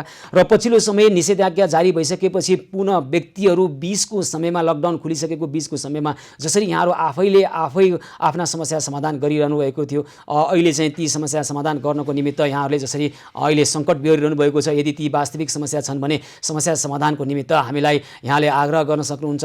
तपाईँहरूका समस्याको गम्भीरता र संवेदनशीलताको घनत्वलाई बुझेर हाम्रा सहयोगी हातहरू आउनुहुनेछ र यहाँहरूको समस्या समाधान गर्नुहुनेछ र हामी गर्नेछौँ, यी समस्या समाधान गर्नेछौँ। र दर्शकबिन, यसै गरी आज विभिन्न ठाउँबाट आएका विविध खालका समस्या र ती समस्या समाधान गर्ने हाम्रो पहलमा हामीले यी समस्यालाई समाधान गर्ने प्रयास गरेका छौँ। केही समस्या आजै समस्याको समाधान भएको छ, केही समस्या जस्तै सुत्केरीका यी खाद्यान्न अभावको समस्या हामी भोलि बिहान समाधान गर्नेछौँ र अन्य भोलि पनि यस्तै खालका विविध खालका समस्याहरू लिएर आउनेछौँ। मात्र समस्या होइन, समाधानको उपायसहित आउनेछौँ र यहाँहरूको पनि कुनै समस्या छ भने ती समस्यालाई सम्बोधन गर्नको निमित्त हामीलाई सम्झनुहोला। हाम्रा सहयोगी हातहरू आउनुहुनेछ र समस्या समाधान तपाईँ हामी सबै मिलेरै गर्ने हो। यहाँहरूको सद्भाव र सदाशयता, यहाँले बाँडिरहनु भएको मानवता छ र यो मानवताले महामारीलाई जित्नेछ एक दिन अवश्य, हामीलाई त्यही विश्वास छ।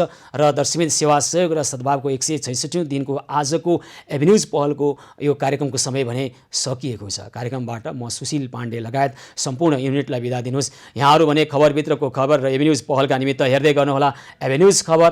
हस्त, नमस्कार।